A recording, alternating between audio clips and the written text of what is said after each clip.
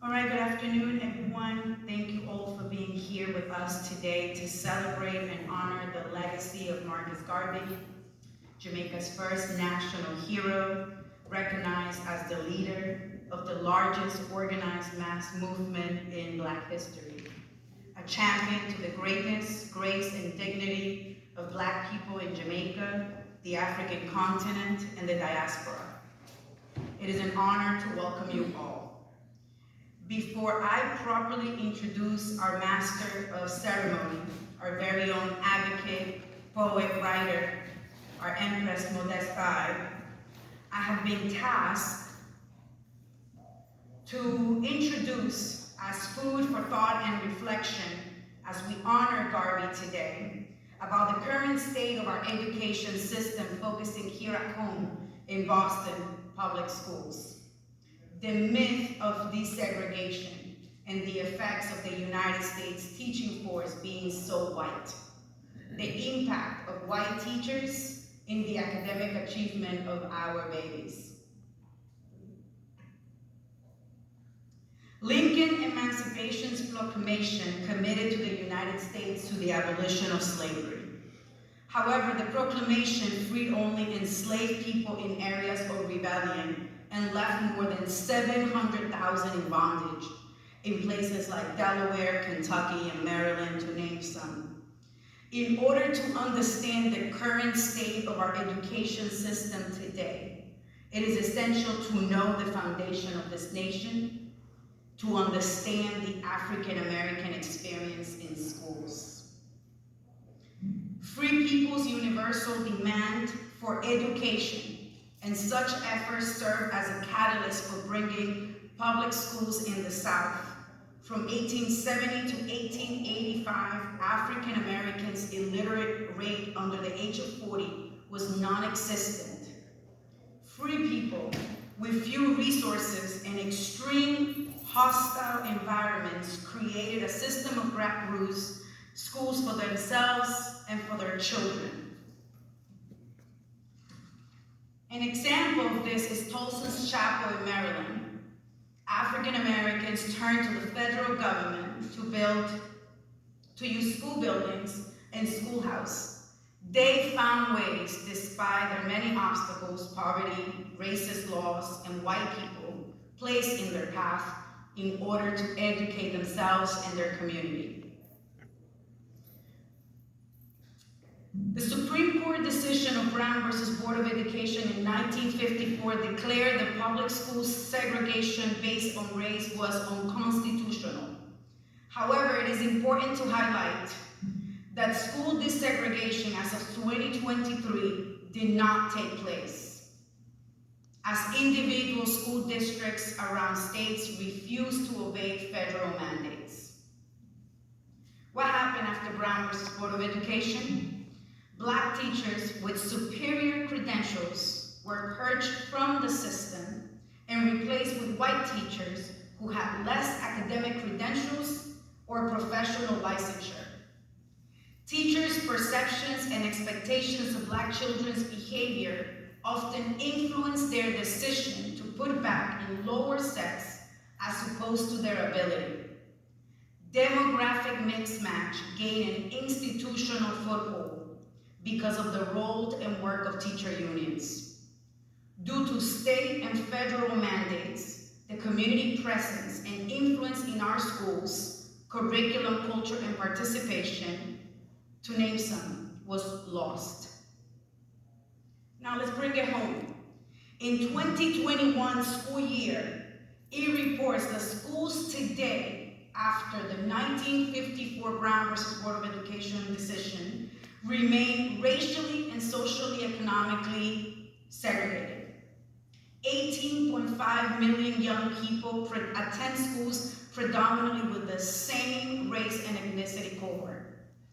14% of students attend schools where almost all of the student body was a single race ethnicity. I'm gonna give you a minute there to look at that graph.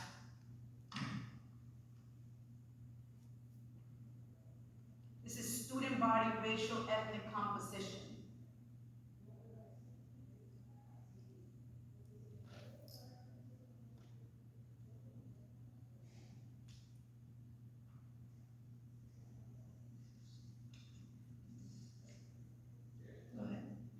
I'm going to explain. In schools where the majority of students were multi-ethnic, multilingual, the majority of the lead teachers are white and monolingual. 76% of white women in public and private schools serve as lead teachers today. 89% are public elementary school teachers, 72% are middle school teachers, and 60% are high school teachers. 79.3% of public school lead teachers identified as non-white Hispanic during the 2017-2018 academic year. That is fewer than 1 in 10 black teachers, 7%, or Hispanic, Latino, Latinx, Latina, 9%, excuse me. I'll give you a moment on this slide. This is the percentage of distribution of teachers by race and ethnicity.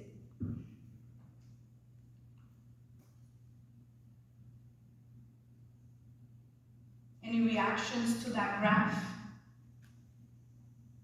What do you see?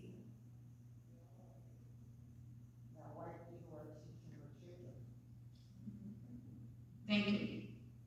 Next slide, please. BPS takes great pride in stating that they're the most diverse school district in the nation. They serve 54,000 of our babies in 125 schools.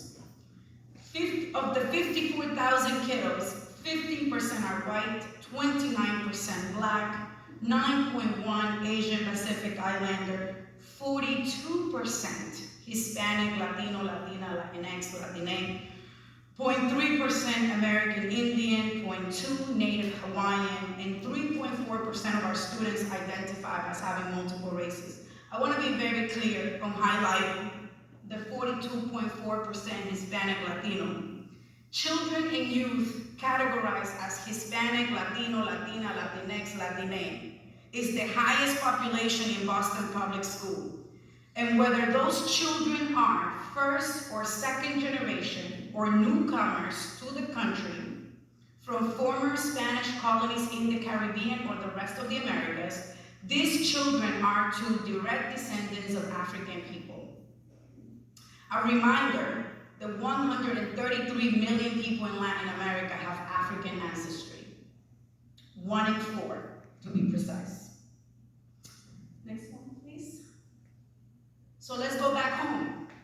According to 21-22 staffing data from the Massachusetts Department of Elementary and Secondary Education, DESE, out of 8,457 full-time employees of Boston Public Schools, 4,377 employees are white, and 6,366 are female.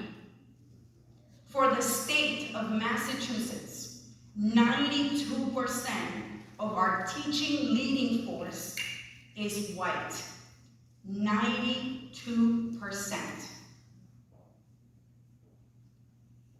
Research indicates that black children perform better when educators look like them.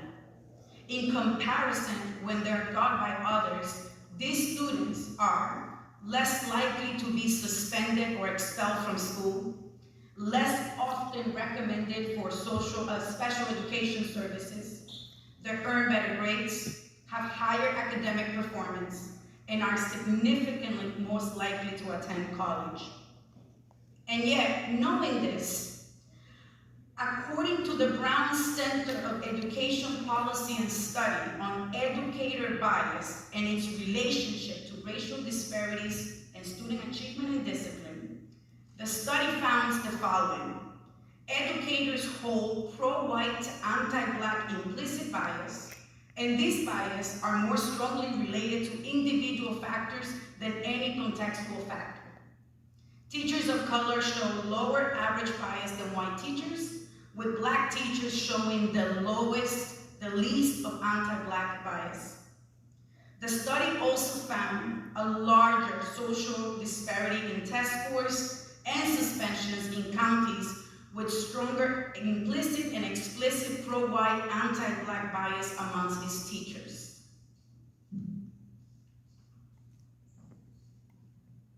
Teachers of color are far smaller share of the teaching leading force here locally in Boston Public Schools as well as nationally.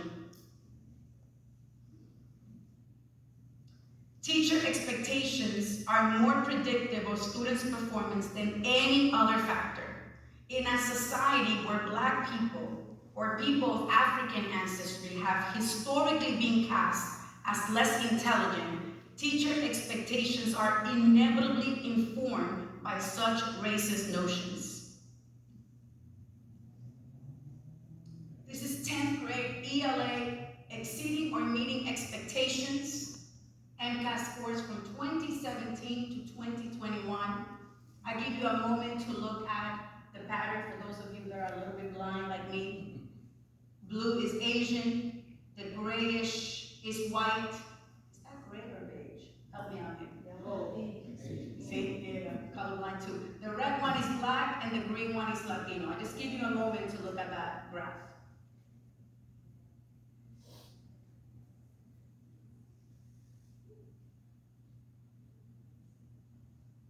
Put the other graph as well.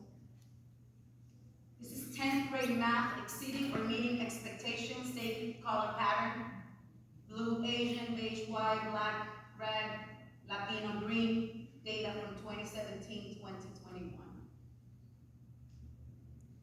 Now, what does this MCAS score tell us? I say this. MCAS scores measure the impact of structural racism in Boston Public Schools. MCAS scores measure the impact of structural racism in the form of teacher mismatch.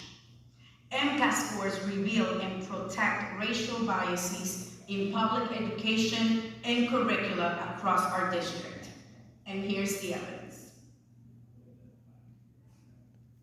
Additional data, 2022, on the grades 3rd to 8th English exam, only about 1/4 of Black students and about 1 in 5 students met expectations, while nearly half of white baby students did meet expectations. Now this is the part that is problematic. Bear with me. 29% of BPS students with disabilities are taught in substantially separated classrooms, a rate more than twice at a state level and at a national level. Black and Latino males combined represent 35% of all BPS babies enrolled, and yet they comprise of 53% of students with disability. 35% combined of our Black and Latino babies, male babies, 35, and yet they comprise 53% of disabilities. They may not be disabled, they're classified as disabled. Thank you. I hear you. Go ahead. AD is a disease. I'm sorry? ADHD is not a disease. It's smart people have ADHD. We are tough. Thank you. I want to bring out our out-of-school suspension data. This is not Boston, this is national. But I just want to take a moment to look at both enrollment is the pink and blue is the out-of-school suspension. I want to highlight both Black, non-Hispanic, Hispanic, Latino of any race, and students with disabilities for a moment. Educators consistently exclude Black students from school at the highest rates, with more than 1 to 8 Black students receiving 1 or more out-of-school time suspension in 2017 and 2018 nationally. Our babies are excluded constantly from the classroom, from their learning. Next slide. This is college enrollment rates for all Americans from 2011 to 2020. Give you a moment to reflect on this data. Blue is Asian, green is Black, red Hispanic, purple is white, and other is the dark green.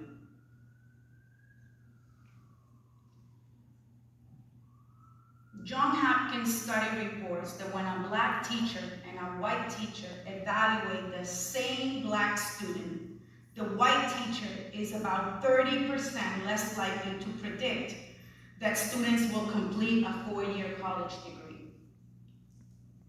The white teachers are also 40% less likely to expect their black students to graduate high school.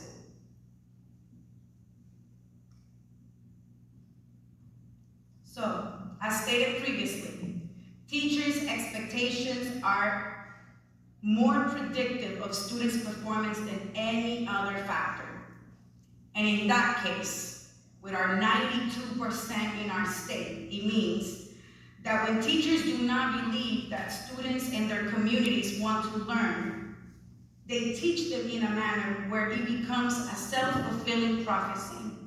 Racial bias is then reinforced, and our babies and families are blamed, and the cycle begins anew. But to be clear, it is lazy, discriminatory, prejudicial, and often plainly racist to blame children and their families where plans do not go accordingly. And I'll finish with this. Historian Carter Woodson, who was one of the first scholars to study the history of the African diaspora, including African American history, stated 90 years ago,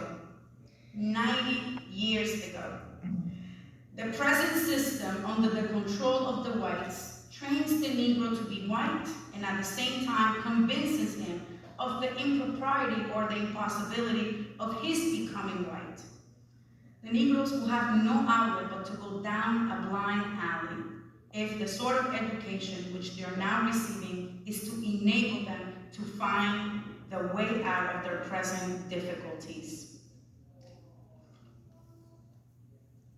We have been told before the state of our education system before, and it keeps repeating itself. I thank you for listening.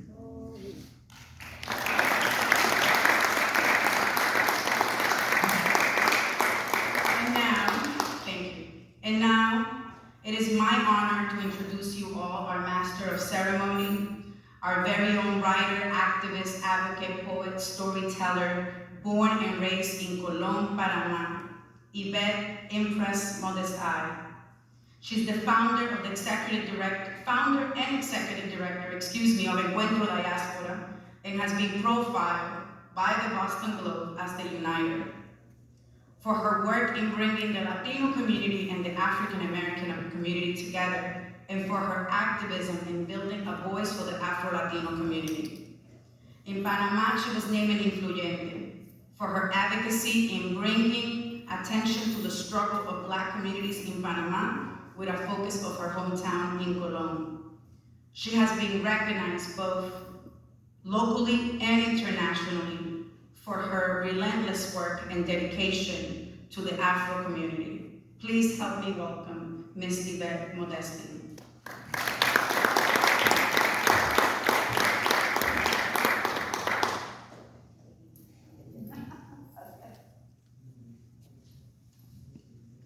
Good afternoon, good afternoon. Good afternoon.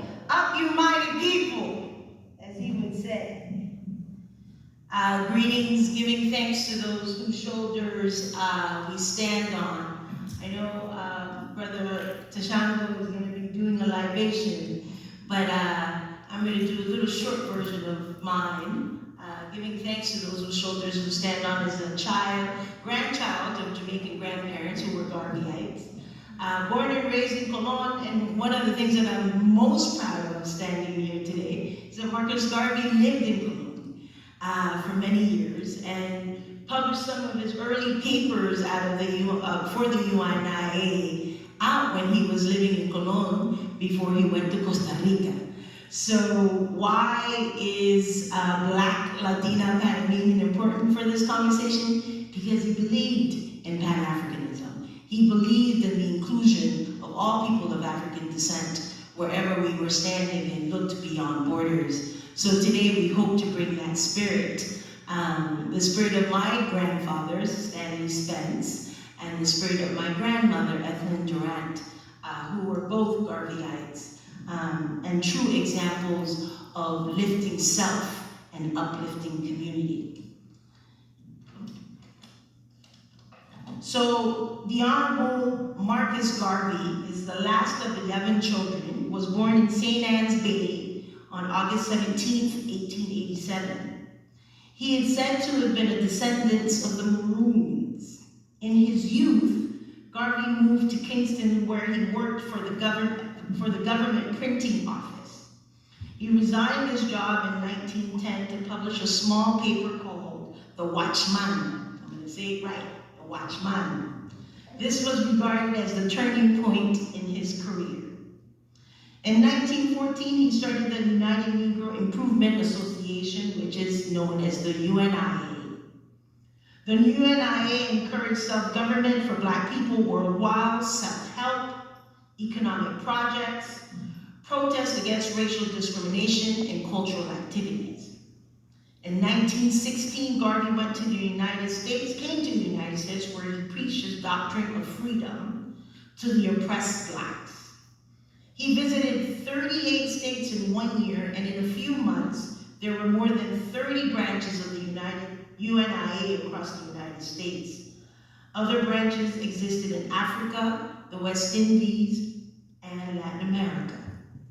In 1918, the UNIA published The Negro World, a widely disseminated weekly that was soon banned in many parts of Africa and the Caribbean. To further enrich and strengthen his movement, Garvey envisioned a great shipping line to foster Black trade, to transport passengers between America, the Caribbean, and Africa, and to serve as a symbol of Black grandeur and enterprise. In line with this vision, the UNIA incorporated the Black Star Line in 1919. By 1920, Garvey was the leader of the largest Black organization in history, which at its peak had between 6 to 11 million followers. I'm gonna say that again. By 1920, Marcus Garvey was the leader of the largest Black organization in history, which had 6 to 11 million followers. At that time, there were 859 branches of the UNIA in over 30 countries. Between 1922 and 1927, Garvey's life had taken a turn. In that period, his movement began to unravel under the strains of internal dissension, opposition from Black critics, and government harassment. In 1922, he ran into financial difficulties and was charged with fraud. He denied the charges, but was found guilty and fined $1,000. And back in that was a lot of amount. And sentenced to 5 years in jail. During his incarceration, his wife, Amy Jacques, who also lived in Panama and Cologne, worked for him, continuing the work of the UNIA. In 1925, Garvey appealed the verdict, but it was dismissed. Imprisoned in Atlanta, he spent nearly 3 years and was subsequently deported to Jamaica in November of 1927 and never returned to America. Back in Jamaica, he continued to hold public meetings and other cultural activities in Edwise Park. But changes did not come easy, and so he left for England in 1935. There, he remained active until January 1940, when he suffered a stroke. After suffering a second stroke, he died in June 1940. He was embalmed and buried in Kensal Green Cemetery in London. In 1964, his body was exhumed and brought home to Jamaica and reburied in the National Heroes Park. Marcus Mosiah Garvey Jamaica's first national hero, is best remembered as a champion of the Back to Africa movement. In his own time, he was hailed as a redeemer, a Black Moses. Though he failed to realize all his objectives, his movement still represents a liberation from the psychological bondage of racial inferiority. May we continue to lift his truth, his words, his focus, his vision as people of African descent, as Black people in this diaspora. So I want to introduce, no, before I go, we're going to do, can I take this on? Yes. I don't like to be so formal. How's everyone doing today? Good. So we're going to do our first book giveaway. So who wants to just come up and read the quote that's here on that bag? And you get what's in the bag. But we want to make sure we get all of us engaged. So is there anyone want to come up? Oh, I see someone coming. Yes. And I'm going to, mix it up before you read the quote. Share a little bit why you're here today. Oh, that's a great question. So I have a brother from another mother at the primaries. I'm here, he's sitting right here. Dr. Hayden Frederick Clark. So that's the principal reason that I'm here today, but also my great love for Marcus Garvey. Could you read and share the book for us? Will do. Be as proud as your race today as our fathers were in the days of yore. We have a beautiful, and we shall create another in the future that will astonish the world. Ashe, thank you for that. So he gets to take the bag, right? Yes, you get to take the bag. So, some of the vibration of that quote is that although we're celebrating his born day and the work that he did, is that it's up to us to continue that energy, that vision that he had, that we can lift ourselves up from our own bootstraps and not necessarily need to function with a white gaze or a white agenda, but that we are in the position to create our own, to build our own. So today, let's move with that. What do we need to do in Boston as we celebrate Garvey Day to continue the work and the words of the Honorable Marcus Garvey, who spoke of, we have our own heroes, the Sojourner Truths, the Frederick Douglass. Some of you in this room, I would call one of my heroes that's here, Reggie Stewart, who's doing great work in the streets of Boston. So we need to uplift who we are ourselves and the work that we're doing. And you just heard from Lisette, who's very modest about the work she's doing. But when you want to talk about education and what's going on in Boston, you need to go through her, because she covers all of it. So let's uplift our own. Let's not wait to give ourselves flowers, when we're gone. Let's do it now. I'm going to introduce our first performer, Phoenix, right? AKA Edward Hedman. Am I doing that right? That's right. All right, my brother. A Los Angeles native who has spent time in the music scenes of Atlanta and Boston, Phoenix is an artist nomad, bred from bourgeois revolutionary Black academics activists like that. He has a cross to bear, yet like the raucous beat poets, hip-hop, 50 years, performers and rock and roll showmen that have inspired him. He is a party to rock. Cutting his teeth in Atlanta, Phoenix is a member of 3 musical collectives: Divine Sons, Vinyl Junkie Clique, and Gershwin BLX.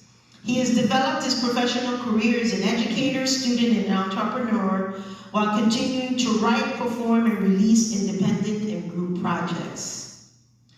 FKA Phoenix the Black Cat. The Phoenix represents rebirth, resurrection, and a cleansing by fire of waste and refuse. His style and body of work have been influenced by titans of the 1990s and the 2000s, The Roots, Outkast, Erykah Badu, and the Native Tongue Collectors. His context draws from the revolutionary spirit of the 1960s and 70s that called for change, revision, and unity of each fellow man.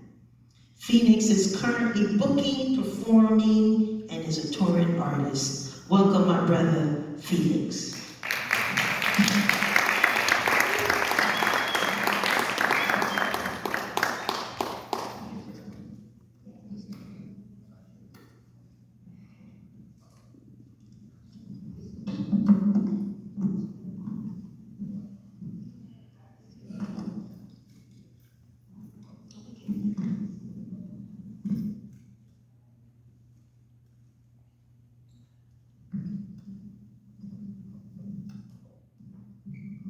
Check 1, 2. Greetings, peace and blessings, everyone.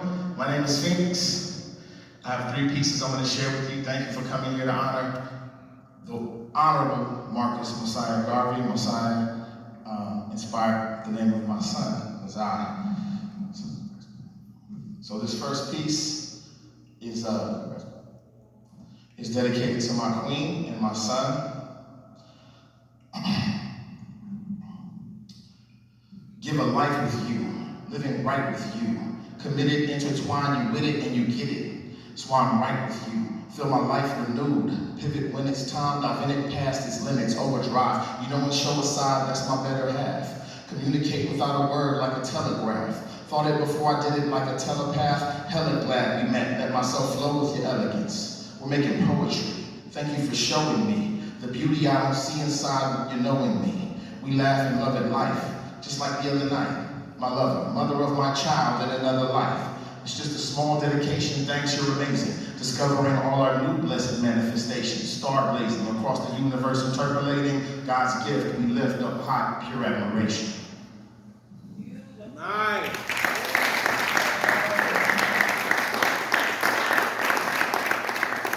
Can everyone say black power? Can everyone say black power? Can everyone say unity? Unity. Can everyone say unity? Unity. When I say unit, you say T. Unit? T. Unit? T. Okay. We're going to get into my mission statement. This is a piece called We. I have some music outside as well as some merchandise that you can enjoy.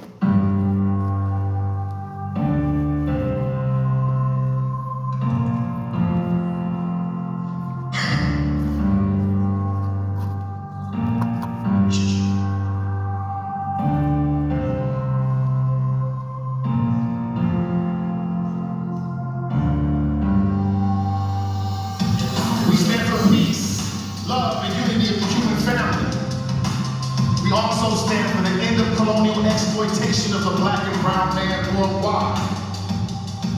We stand for peace, love, and unity of the human family.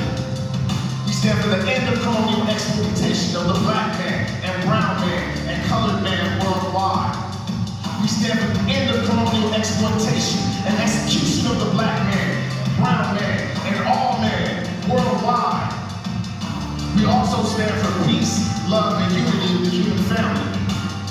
We stand for the end of colonial exploitation worldwide. We stand for peace, love, and unity of the human family. Child of the sun, wound up we flow out of Satan's gates to make an admirable love of the fire of the tongue. From a squire to a higher gun, best to the east, west, beast, never sun. From the sweet to the fleet, reaching up. Keep it 100, teeth kicked in from feet out the mud. From Barnfield to all real, each that we run. Feeding excitement about the glowing kingdoms we come.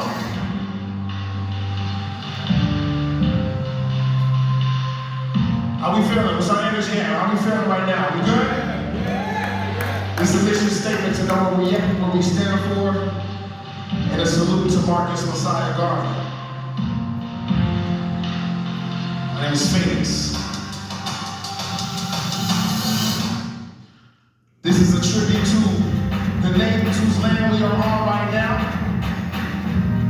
Did this video in Plymouth and in Roxbury with my brothers Dewey and Thunder Voice. My brother Hazi made the track. It started on the shores of northern New England, different natives, immigrants, and trade agreements where the first got work and the last jerked the earth man's burnt land and sands stood out, we broken burnt hands.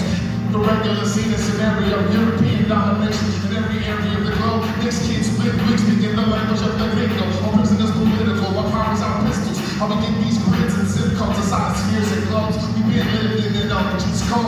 On my back, there's a target, melanin on the black market. Selling the orders, culture stolen and distorted. Your mind and time, body and grind is the product. Got you beating and beating when you feel you're out of options. How emotions live, first how a soldier uses comrades. On sites, first contact, be observant. We can all grow though, and evolve within context. Feds on my back, and the debtors want my profits. Contest, let it stretch, bring my dollars to a promised land. Make my mind up on my lifestyle instead on the day. Hit a race the stakes, break the bank for what they got in it. Day to day, train and prepare, ready for war. It's real, remove the change, first and 10, moving forward. Fresh out the trash, pushing fish, fresh justice off me. I'm here to work, play, pray, we making progress. Obstacles are lost, but my perseverance stronger, and it's harder than a rock. Keep that money in your sock, tell a buddy off the block to leave. People did us wrong, show us what you got. Young, but they talking about the world is yours. From Japan to the continent, we ran to Sri Lanka, black tea, tip my home in it. Since me being your number one commodity, been bought so pure, block stocks, crops, and insured property. Black males that you are pure, it's an oddity, philosophy,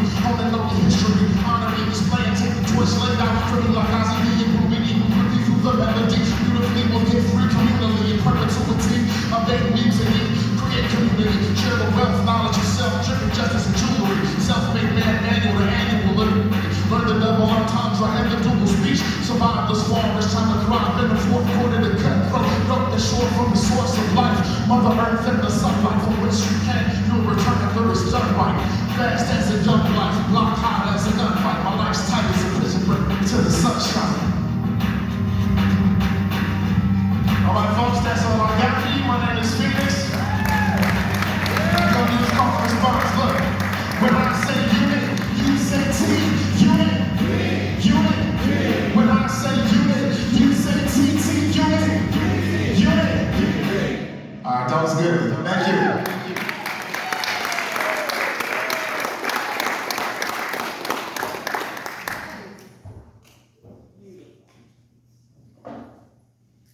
I love it. Can we give the brother another hand?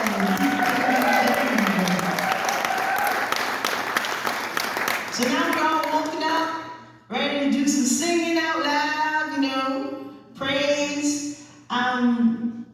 We're going to do what we call, it's an African tradition, to do a libation and to honor those whose shoulders we stand on, to bring in the spirit of the ancestors, to connect the spirit of the ancestors to what we're doing today. And I have the pleasure of introducing a brother that I haven't seen in years, and just really happy to have him here with us today. And he's back living in Boston, so I think Boston just got a gift. And I want to call my fellow Yoruba practitioner, Tashango.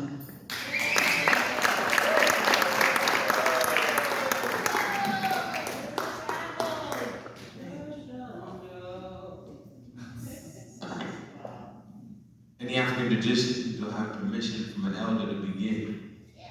Thank you very much. Thank you very much. Yeah, no place like home. No place like home. Born in Jamaica Plain and living in Roxbury. Been all around the world, but no place like home. The African tradition that we're about to delve into is been around a long, long time. This is libations. This is where we pay honor to our ancestors. If you understand that, say Ashe. Ashe. Good. Ashe means I hear you, I understand, but also it's calling forth your positive energy. If you understand that, say Ashe. Ashe. Good. Good. All right. With that said, I'm going to do libations in Yoruba. We have, on the continent, we speak over 2,000 languages. Right? The European comes and try to say their dialects, know their languages. We have over 2,000 languages. How many languages in Africa? 2,000. Very good. Yeah, respond back to me here. How many languages are there in Africa? 2,000. Over 2,000, right? And the average West African speaks 5 to 7 languages. So that's how many languages our children should be speaking. If you understand that, say that. Very good. All right. Our limitations are set by what we believe. Right? Carter G. Woodson was just on here. The connection between him and Garvey. Carter G. Woodson wrote for the Negro world. Raise your hand if you knew that already. Yeah, very good, very good. All right.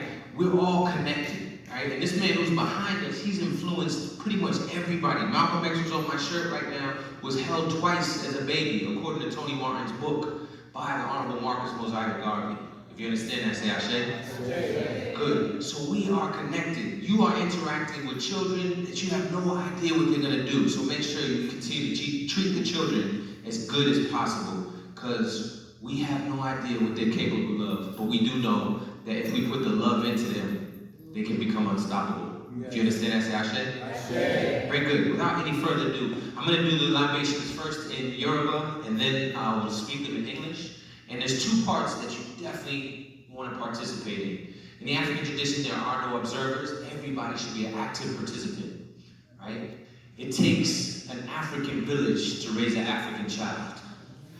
Now you realize I'm not talking that Hillary Clinton stuff. She stole it from us, we're going to steal it back. I'm going to say it again. It takes an African village to raise an African child, all right? Which means all of us have to get active. Kwame Ture used to say, if somebody says something against your mother, and you say, I'm not in it, you're against your mother. By your very act of inactivity, you're against your mother. Well, Africa's our mother. So if you allow things to happen on the African continent, or African people in Haiti, or African people in the Dominican Republic, African people in Brazil, African people all around the world, you're allowing something to happen to your mother. And if you say, I ain't in it, you're against your people. So, with that in mind, we're going to call this libation, and we're going to call on the great ancestors, our grandsters. And we're going to call on the best of what they have to offer to be in us. That they speak to us, they speak through us, and that we teach our children about our ancestors. Because all powerful people are built upon the best of their past. If you understand that, say Ashe. Good. All right. Ago. The response is Amen. Ago. Amen. Ago. Amen. Good. Only tutu, ani tutu, ile tutu, tutu leroye, tutu egun, tutu eri, tutu gelinimbo, tutu iami. Iba Oludumare, Aterere Akashi. Kinkamashe the elders, Kinkamashe the children. Mudupwe Oludumare, Mudupwe Egungu, Mudupwe Orisha. Oh, great ancestors, oh, great creator who goes by many names, we are very blessed to be able to be here tonight. We say Ashe.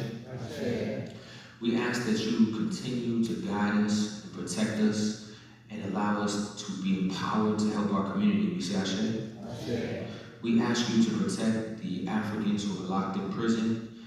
We ask that they can return and become better members of our community, help uplift us and empower us. We say Ashe. Ashe. We honor them in Black August, the great warriors, the tradition of George Jackson, and the traditions of Sekou Odenga, and the traditions of Mutulu Shakur, and the traditions of all the great warriors that have fought for us in the Black Panther Party and the Black Liberation Army. We say Ashe. Ashe. We ask that you open our minds tonight to the brilliance of Baba James Smalls, who's a walking legend amongst us. May we honor his wisdom and put forth his wisdom into action. We say Ashe. Ashe.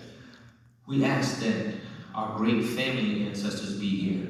And at this point, I would like you to call out as loud as you can, family ancestors. These are people in your family who have passed away who you want to honor and show tribute to. So please call them out now. Ashe. Ashe. Robert. Ashe. Louder, please. Ashe. Ben. Ashe. Ashe. Saul. Ashe. William. Ashe. Ashe. Ashe. To those named and unnamed, we ask them to empower us, to protect us, and guide our children, and speak to our children in those times where they need guidance. We say Ashe. Now we'd like to call out the national ancestors, these great ancestors, beginning with the Honorable Marcus Garvey. We say Ashe. Please call on the Lord, please. Ashe. Queen Nzinga, Ashe. Ashe. Khalid Muhammad, Ashe. Queen Mama, Ashe. Ashe. Ashe. Ella Collins, Ashe. Ashe. Dr. Ben. Ashe. Jamal. Ashe. Ashe. Asa Hilliard, Ashe. Ashe. Kwame Kota, Ashe. Ashe. Ashe. Nelson Mandela. Ashe. Christmas Adams. Ashe. Ashe. Ashe. Shaka Zulu, Ashe. Hannibal Barker, Ashe. Empress Tatu, Ashe. Ashe. Ashe. Ashe. Ashe. Lydia Makeba. Ashe. Ashe. Ashe. To those named in their name, we thank them. We thank them for their sacrifices, because we know for many of them they had to sacrifice lots of money, lots of family members, lots of marriages were sacrificed for people who committed themselves to the liberation of our people. We must remind ourselves that we are living history now. This is bigger than just using a chair to bust somebody over the head. That was good too. Say, I share that. It's bigger than that, though. All right, it's bigger than that. We are powerful people. The reason why that spoke to us, as the brother Joel was reminding me, is because it shows when we stick up for each other. It shows how much power we have. Right? Malcolm X used to say we're divided right now like this hand. If I slap you, it stings a little bit. But if you really want to impact, what you got to do with that hand? That's right. That beautiful and brilliant presentation that was brought here earlier. Let's give a strong round of applause.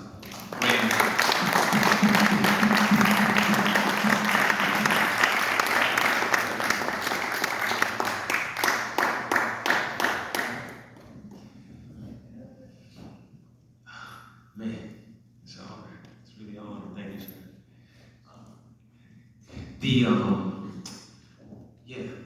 Start to do libations with your family members. Please build shrines in your houses, right? Build pictures that every day your children can give honor to, and you can tell them the stories of them. And say, you know, your aunt, maybe she used to love to cook. This weekend we're gonna cook something in her honor. And I'm gonna teach you how she cooked. Because we have to pass down the best of our culture and our traditions to our children. When I teach my children, I have a class called Becoming a Malcolm Expert. And one of my students said to me one day, I never met Malcolm X, but Baba Shango, I love what you do. And since you love Malcolm X, I love him too.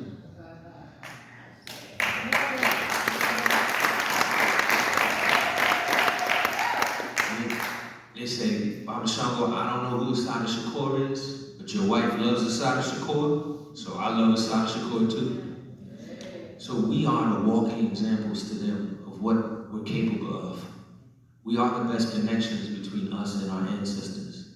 So we have to speak Ma'at, right? Ma'at is an ancient tradition that comes out of Kemet. It means truth, justice, truth, justice, order, balance, reciprocity, propriety, doing the right thing at the right time.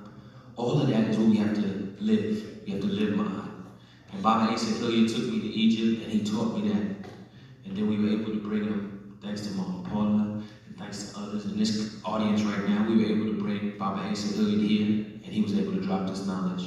I feel like this is continuation of this. Anybody knew Baba Asa Hilliard, he was very down to earth. He would remember you, and he would talk to you down to earth. That's the same way I feel with you, Baba. These are the elders. Mama Marimba, who I can call at any moment. Baba Ajay Koto. These are the people who have blessed us with their wisdom and their sacrifices. So now it's our turn. It's our turn to sacrifice. It's our turn to give our best to our children. Because it won't matter 50 years from now what type of car you drove, what type of sneakers we had on, or what type of suits we had on. What will matter is what do we invest into our children. If you understand that, say Ashe. So we end the libation by saying Ashe, Ashe, and Asheo all together. Ashe, Ashe, Asheo. That's very good. Thank you very much, everybody.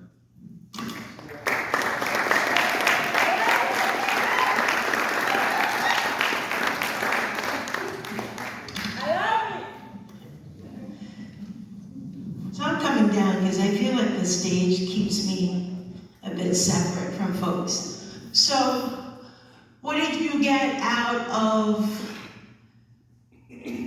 Deshango's libation that you would want to share to bring that energy into the room? Keeping our ancestors alive. Queen, good to see you. Tell me what you're feeling, what you're thinking right now. I'm thinking that I'm very blessed to actually see Papa Smalls. I call him Papa Smalls. Because I've been watching him on TV, and he is just the truth. And so I'm very blessed. Glad to see you. So, Deshango talked about the importance of the ancestors, the words of the ancestors. One of the things about the Honorable Marcus Garvey was that he believed in Black people. He believed in us. He believed we could do for ourselves. He believed we could create for ourselves. He believed we could speak for ourselves. And it's 2023, and when you look back of some of his readings and some of his work, and Baba Small, Alafia Baba, is an extension of that energy, right? Baba Small speaks about spirit and energy. So we are uplifting that spirit and that energy. That's why the libation by Deshango was so important. We're not separate from those whose shoulders we stand on. We are the vessel of those whose shoulders we stand on. So I'm going to ask who is up for coming down, reading our next quote, and it's going to be our second giveaway of a book. So don't be shy. I see sister coming down. Come on now. And tell me where you're from and what brought you here today. Because one of the things about the Honorable Marcus Garvey is that he was a Pan-Africanist. One of the things that I, as a born and raised in Panama, Colón, where he lived, is that he moved beyond language. Black is black. And wherever we were dropped off, we were still black. Right? So we need to uplift that energy. Sis, tell me where you're from, and I'm going to give you the bag, and you're going to read that quote that's here for me. Let me see. But tell me your name first and where you're from. Well, my name is Tamara. I'm from Haiti. Ashe! And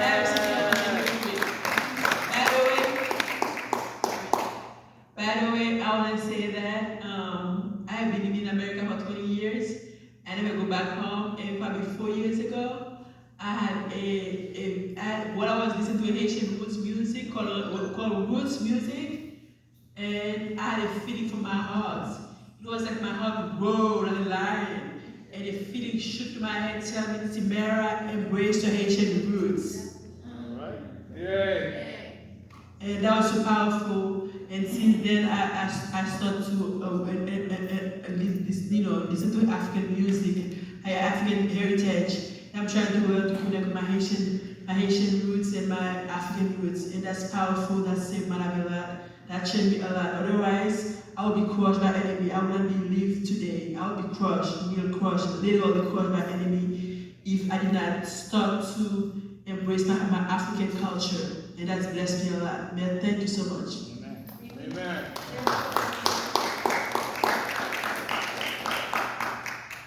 The ends you serve that are selfish will take you no further than yourself. But the ends you serve that are for all in common will take you even into eternity. Thank you.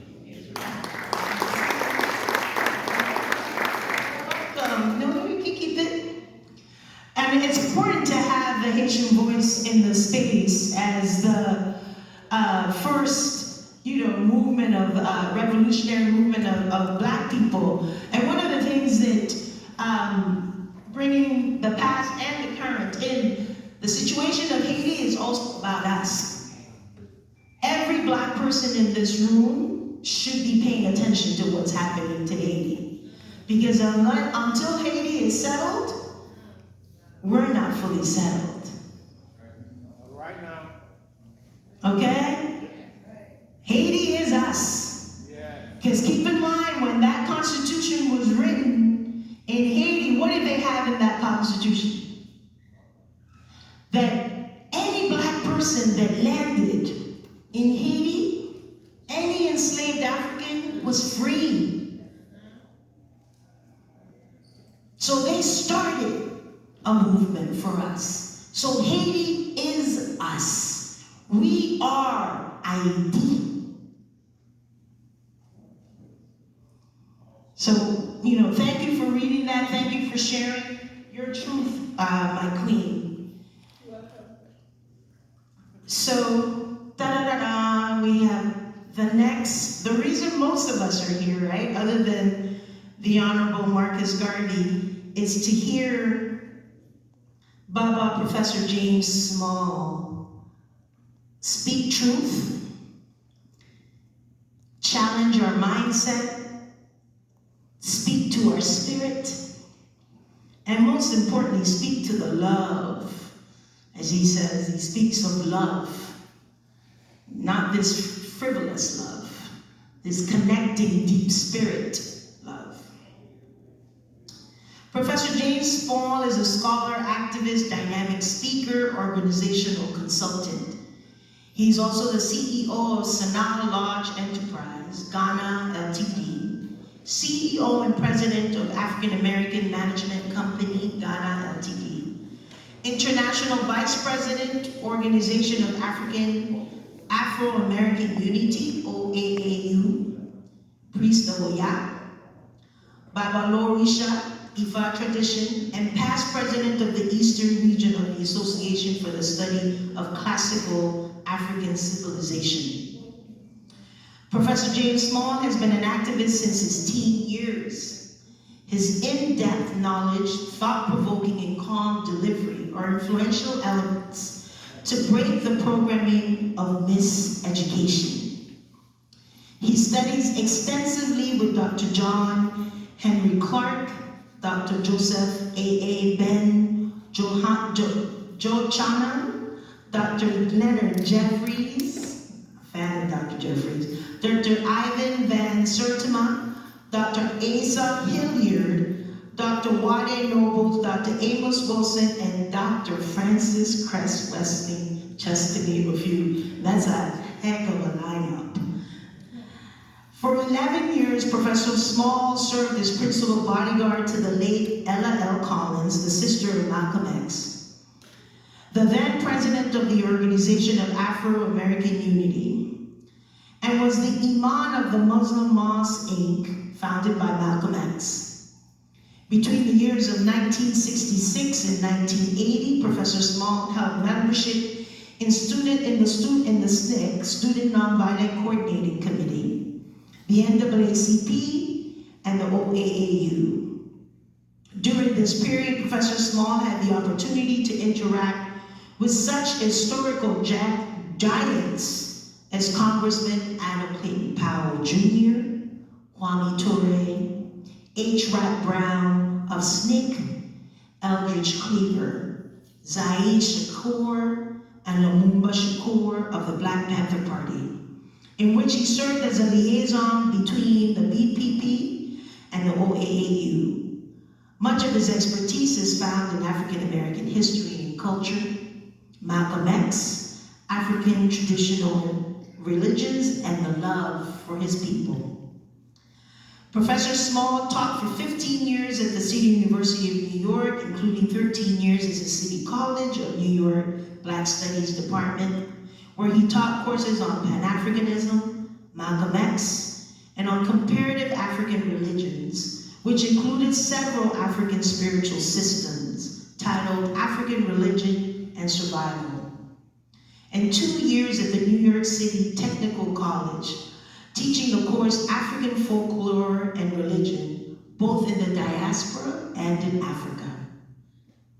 Professor James Small has traveled extensively lecturing in churches, conventions, seminars, workshops, colleges, and universities throughout the United States, the Caribbean, Africa, and Europe.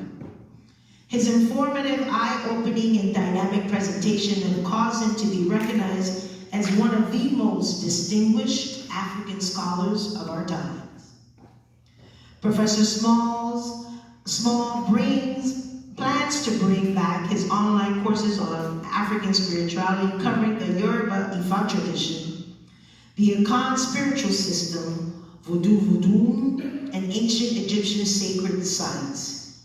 He is also leading education and cultural pilgrimages tours throughout Africa, Haiti, and the United States. Welcome to Boston, Professor Baba James Small.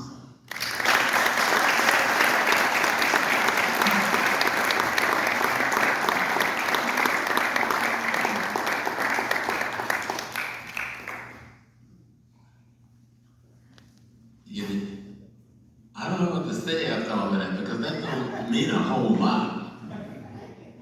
And certainly, you who are here tonight must feel that there's a good reason to come. Today is the birthday of this extraordinary African man. We talk about Garvey like, the Western world teaches us to get these heroes and these icons, but we really don't understand who the hell Marcus Garvey was. Otherwise, we would have our wives, our children, and our grandchildren up in here with us. If we look at what Marcus Garvey has done for us and really get serious about it, it's as much as the Prophet Muhammad did for the Muslims, it's as much as Jesus did for the Christians, is as much as Buddha did for the Buddhists. If we don't seem to get it, we've had more great men and women come to us in the last century and a half than almost all the other peoples in the Americas. And he was one of them, but we still don't seem to get it. We don't seem to understand all of the tens of thousands of your children in the penitentiary in America. We don't seem to get it. We don't seem to understand all of our children who are on drugs today. We don't seem to get it. We don't seem to understand all of the child molestation, especially against our women children on the part of people in their same household. We don't seem to get it. See, you don't understand why Garvey came. Otherwise, none of these things would be happening to you. You see, we need to get real. Garvey was real. And he was so real, he produced other great lights. I see one of my brother is here. We've been together right now, how long? 50, almost 60 years. Close to 60 years. When you know someone for 60 years, you struggle around issues for 60 years, you solve problems for 60 years, then you get a sense of what revolution really is. Some of us have been out there fighting every damn day for nearly 60 years. Not taking a day off. I don't really care about all the accolades that was read. That's not who I am. I'm somebody who committed my life to freedom, because until there is freedom, the free mind, dome, mind, until there's a free mind in the black body, I don't care what religion you have, what God you have, what prayer you do, what car you drive, what degree you have, but you're just a bunch of slaves with some trinkets hanging on you. Now, Mr. Garvey was a smart man, and the ancestors sent him. So I'm going to go into that. The brother was pouring libation. I didn't see all of the libation. It was a beautiful libation. The libation is primarily to ask the dead to come and be with you. But in the culture that we grow up in, no matter what religion we have, we think dead is dead. Right? We think dead is dead. And we don't understand there's no such thing in African culture, African reality, African worldview as dead. There is transformation, but there is no dead. Everybody in this room have always existed. Everybody in this room has always existed. Everybody in this room is your own ancestors. Everybody in this room is your own ancestors. When your mother and father gave birth to you, they gave birth to themselves. Your mother and father, your grandparents, your great-parents are simply you in the time before this time. If you understand African culture on the real side, you'll understand how to wage a revolution and win. If the revolution is about the mind, if you don't change the mind, you can't do nothing with the behind. Yeah. If you do not change the mind, you can't do nothing with the behind except dress it up, give it a nice African hairstyle, and it may even speak some African language, and it'd be meaningless. Because you'd have people threatening to murder a bunch of brothers and sisters in Nigeria right now for simply wanting to be free, and you can't do a damn thing to help them. Matter of fact, you probably don't know enough about them to know you should desire to help them after starting history. Now, Mr. Garvey, an African spirit who had his manifestation in the late 1800s as a human being in Jamaica, came forward based on the training he got from his mother, his father, and his godfather. And the trip he made into England, and he met a man named Deuce Muhammad who introduced him to more of the deep spiritual things about African peoples. And he came back to us. And he made a partnership with another black man that most of us have allowed our enemy to suppose that they were enemy, and that black man was Mr. Booker T. Washington. And Marcus Garvey and Booker T. Washington were very good friends. They were actually Masonic brothers, both a part of the Prince-Hall Masonic Order. And I don't know, my brother know that Marcus Garvey, not Marcus, but Booker T. Washington III was a member of Malcolm X OAAU. And we served in the same New York chapter together. And I got to read all the letters between Marcus Garvey and Booker T. Washington before they were ever turned over to the Schomburg Library. Those men were never contending. They were never enemies. Matter of fact, Booker T. Washington, according to Dr. Tony Martin, said, Mr. Garvey, when he came to America, that he came to implement the Tuskegee model. And if you study him and understand what the Tuskegee model was, then you'll understand why Mr. Garvey was so successful. Because he put the Africanism that Booker was trying to put in to an economic and self-sustaining program to help black people free themselves. Not from white supremacy, because there's nothing white that is supreme. So we need to stop saying white supremacy got us down. But to free themselves from the tyranny and the genocide of greed, violence, hatred, envy, and jealousy that makes up the mind and the value system of the people that rule in this country. There's nothing supreme about a murderer or a rapist. There's nothing supreme about an extortionist. That's right. Come on, come So on. we got to deal with what Garvey was dealing with. He was very clear. He says, we're not that interested in mixing with anybody that don't want to mix with us, no matter what their race is.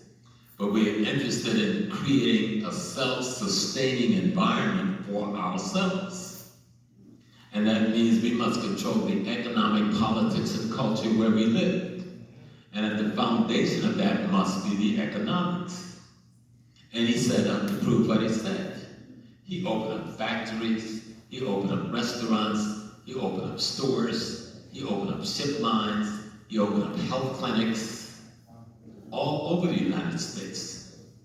Now, before he did any of those things, you know what he did? He went and visited the 48 states to see what's going on with black people.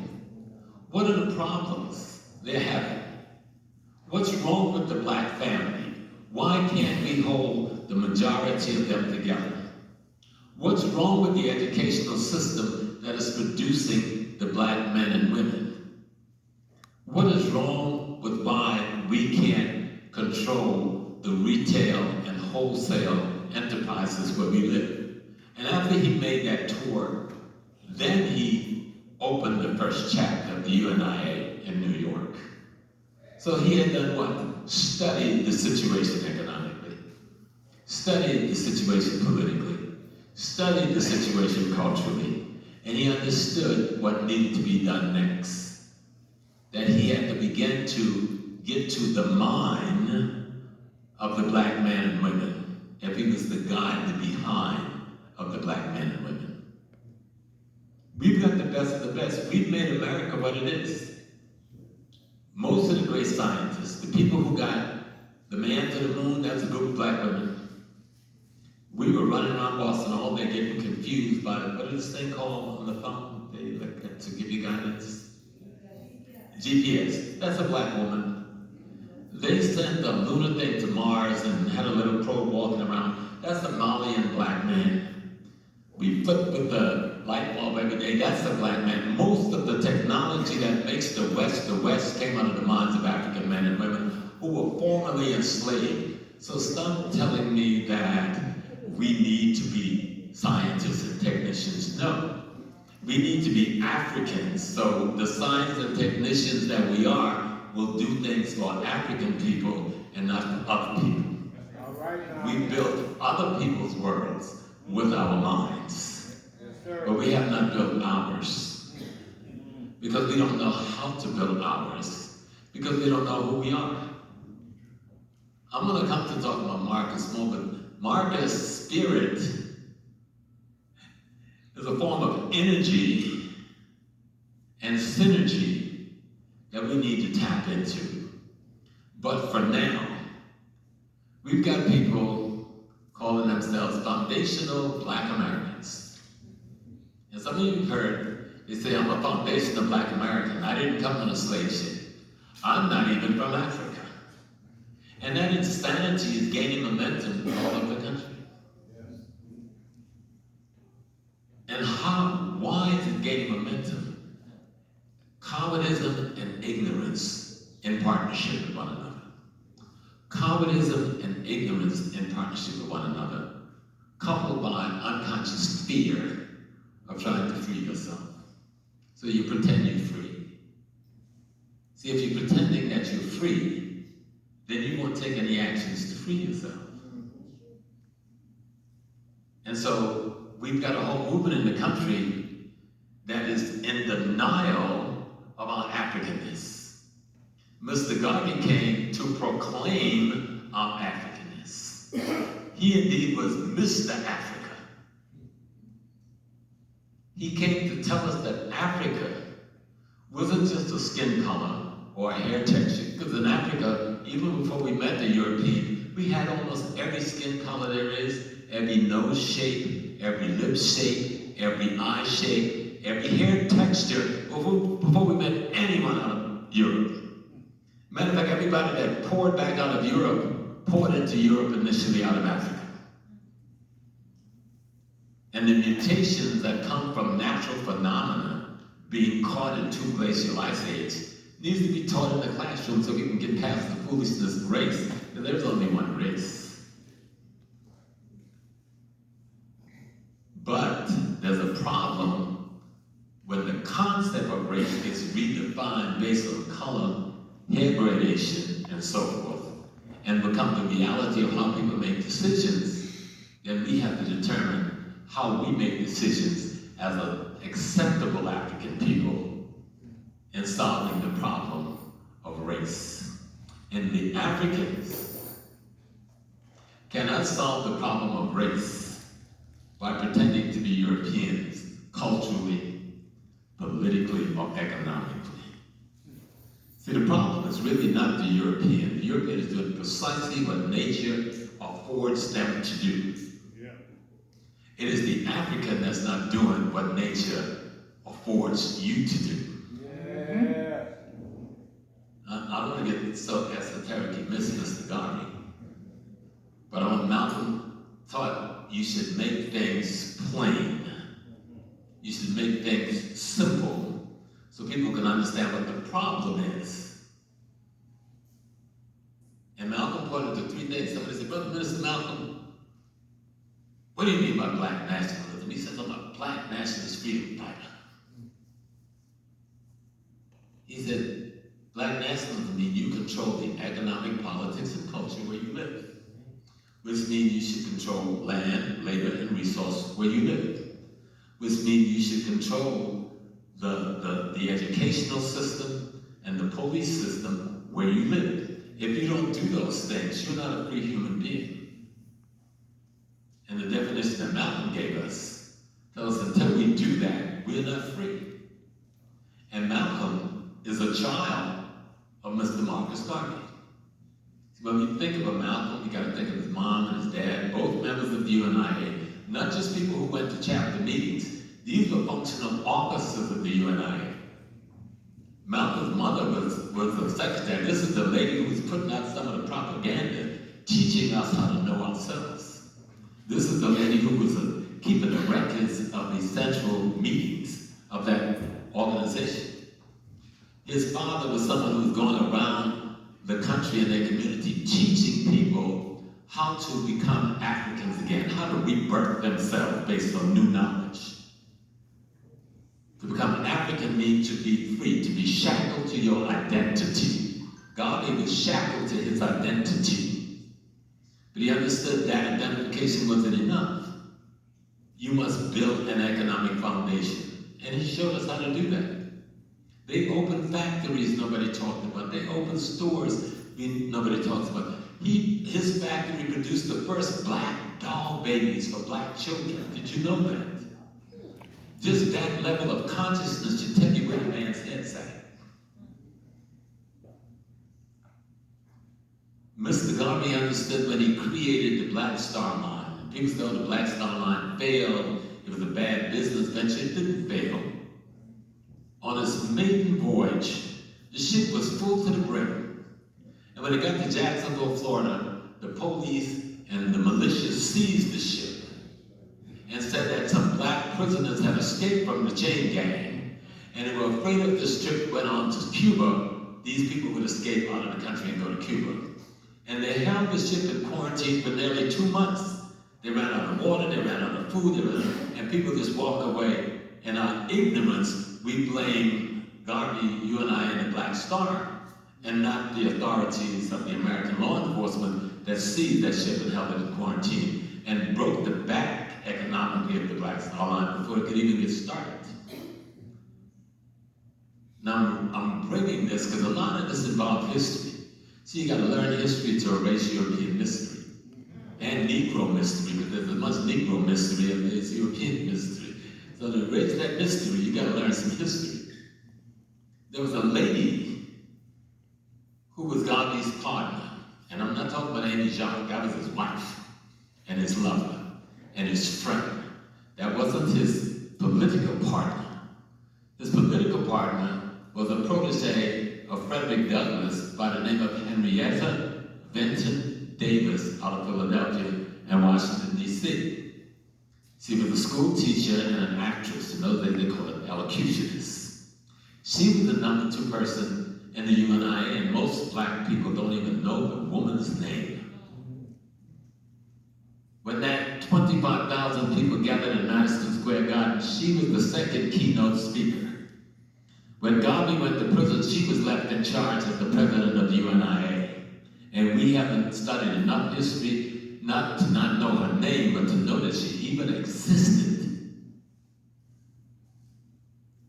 That's part of what our problem is. If you don't know your history, you're working and living up to somebody else's mystery. And somebody else's mystery is not for your freedom cause. Everything in every nation is predicated on economics, politics, and culture. Now we got money. The African American population, which is made up of African Americans, 90%, 10 70% African Caribbean. We're the wealthiest black community on the planet Earth in terms of having wealth in hand. Now we know the countries in Africa are wealthier than we are, but that wealth is in the ground or controlled by Europeans. But for people to have wealth in their hands, this year we have $2 trillion in our hands. And we will squander it with people who discriminated against us, who practice hatred against us, and who are outright enemy to us. We will give them $2 trillion without thinking about it. And Garvey was trying to open our minds so we could take that $2 trillion and build a black world. With $2 trillion, there shouldn't be a single unemployment in the black community. With $2 trillion, every police department in every black community should be run by black people. With $2 trillion, there shouldn't be a school in the black community that isn't controlled by black people, teaching the history and culture of black people while we're teaching the technology and science to black children. But because we are unconscious about history, ignorant really about history, we take $2 trillion and we treat it like confetti and we toss it in the air after working to our bones to get it. And we do that because we are unconscious of history. We lack the knowledge of self, like old Elijah Muhammad told us. Malcolm tried harder than anybody I know to teach us what he said, history is best to reward all research. And we didn't get the message. We still haven't gotten the message. Look at this on this place to be full. I alone deserve to fill this place. I've been in this movement all of my life. When I met Sister Ella, I was 21 years old. I am 78 years old now. Sister Ella is Malcolm's sister. That is my primary political teacher.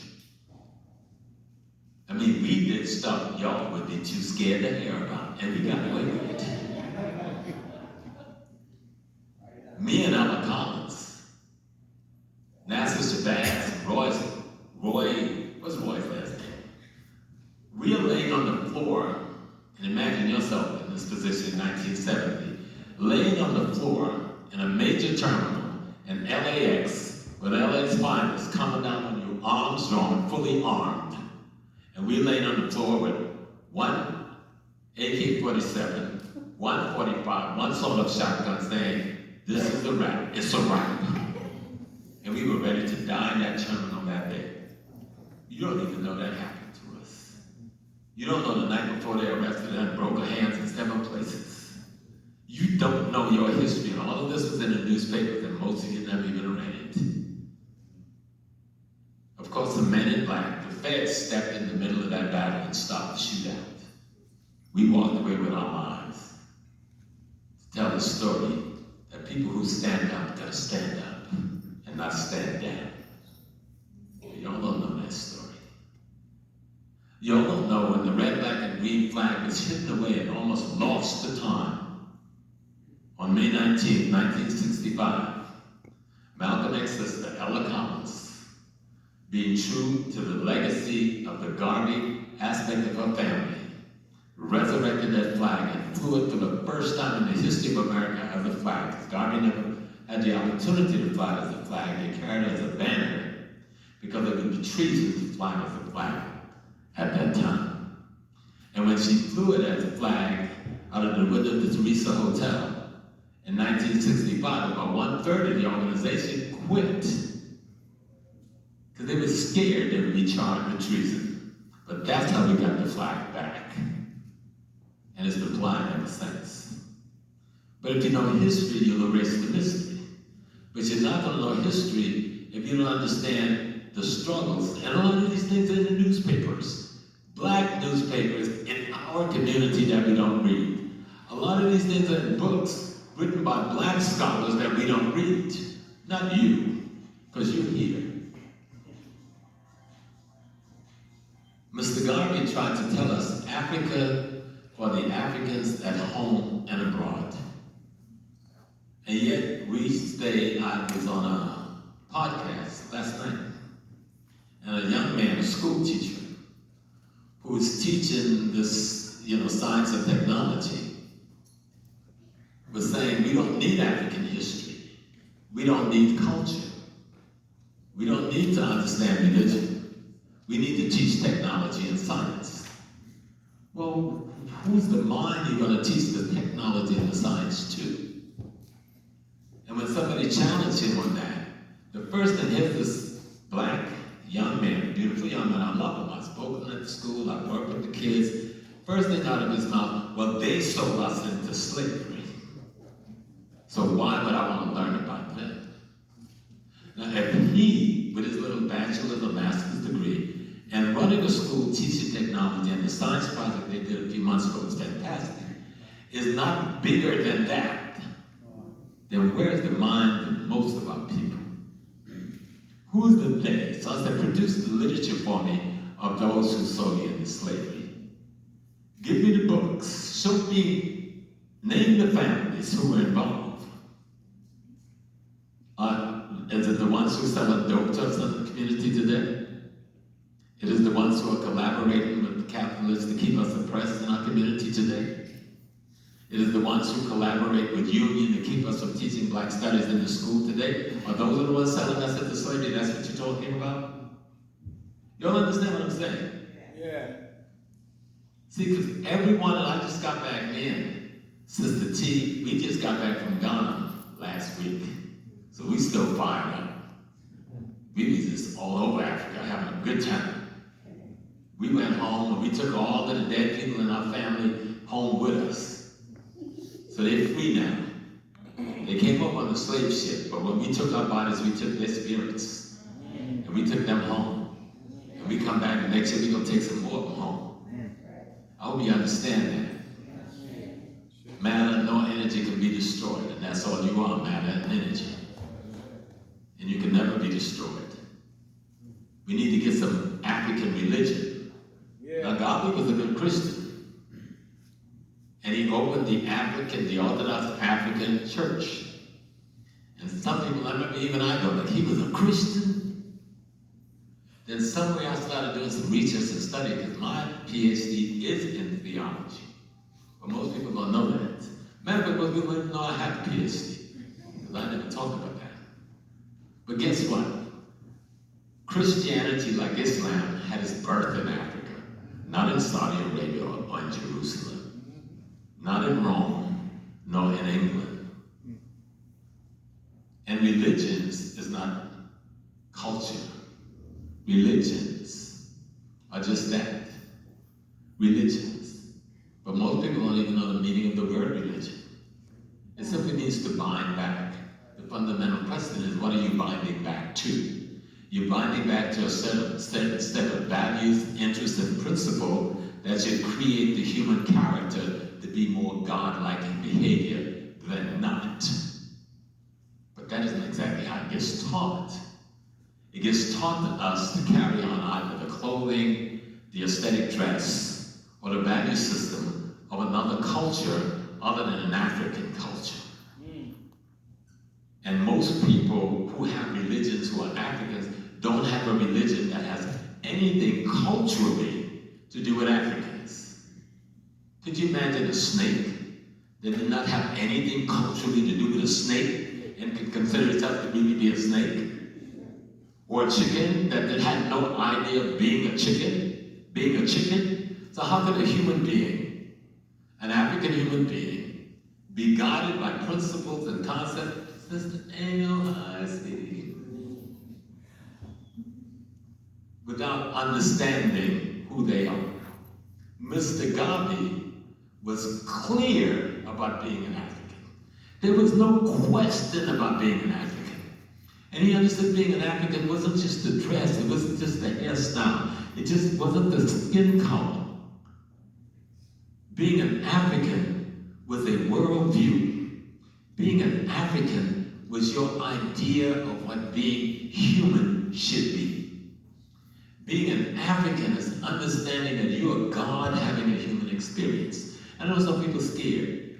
You remember Sister Nelson when I first started saying that? People was terrified.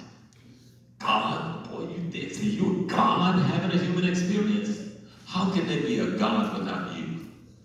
Without you, there is no God. There is no Allah, there's no Jesus, there's no none. Challenge me. there to be something omnipotent, omnipotent, omnipresent, and supreme. Nothing can exist but it. And if it exists, then what the hell are the rest of us? We're nothing but expressions of aspects of it. And if we're the expressions of aspects of it, then together we make up it. Not something up there, you down here. Garvey understood that. Malcolm X understood that. And I bet I know more about Malcolm X than most people, except a few people in his family. And the one thing I know about him, I walked into Mecca one day with another young brother.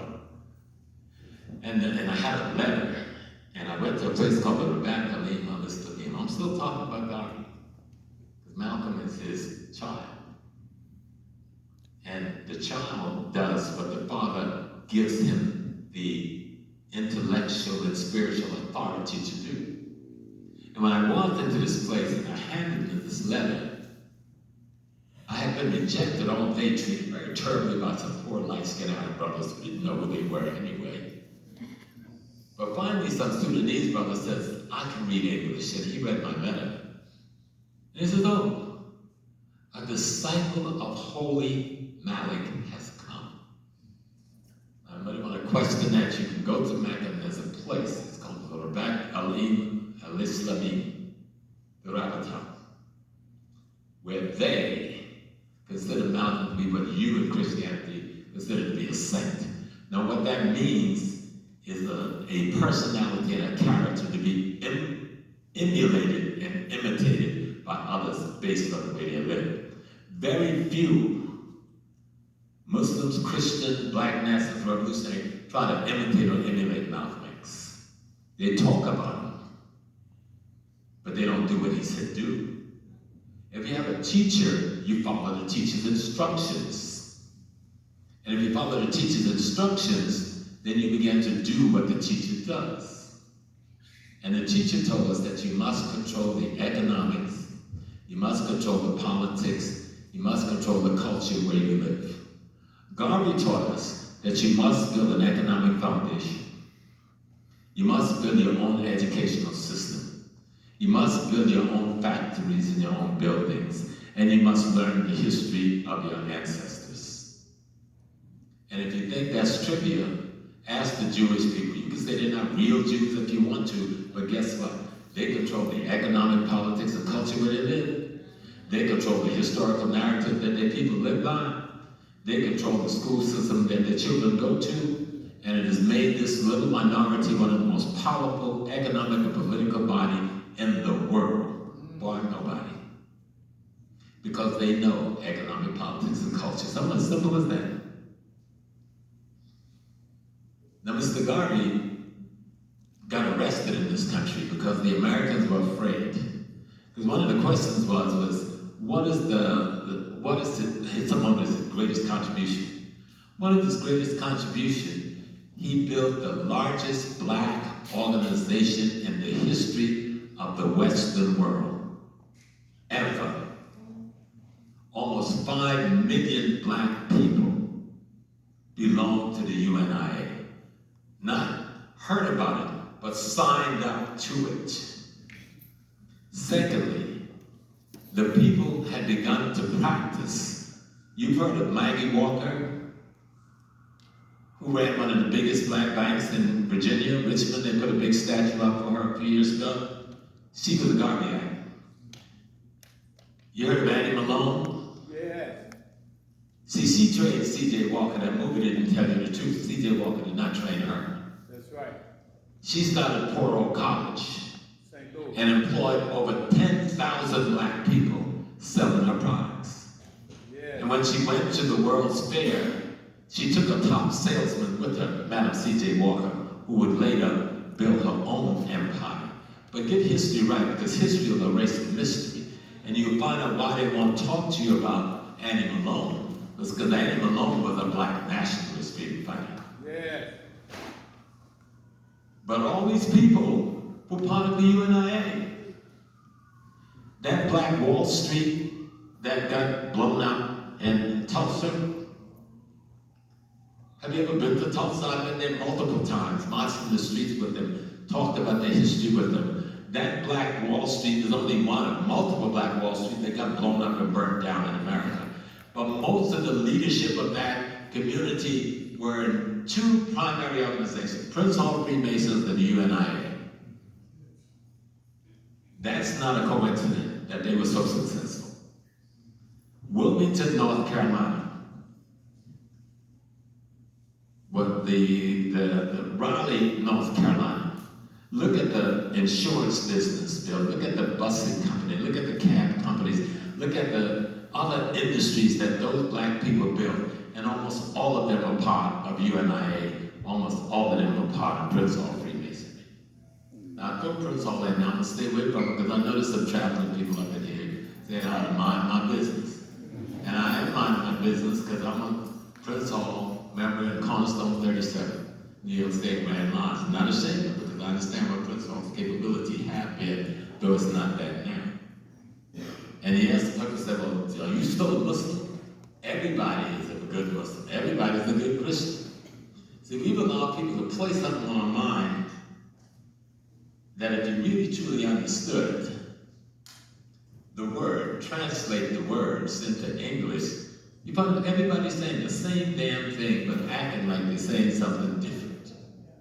If your whole concept is about accessing the divine, worshiping the divine, acknowledging the divine, just because you say it in another language don't change what it is. The sun is the sun. I don't care if the Chinese look at it, the Japanese look at it, the African look at it, or the Mexican look at it. Guess what? It's still the same sun.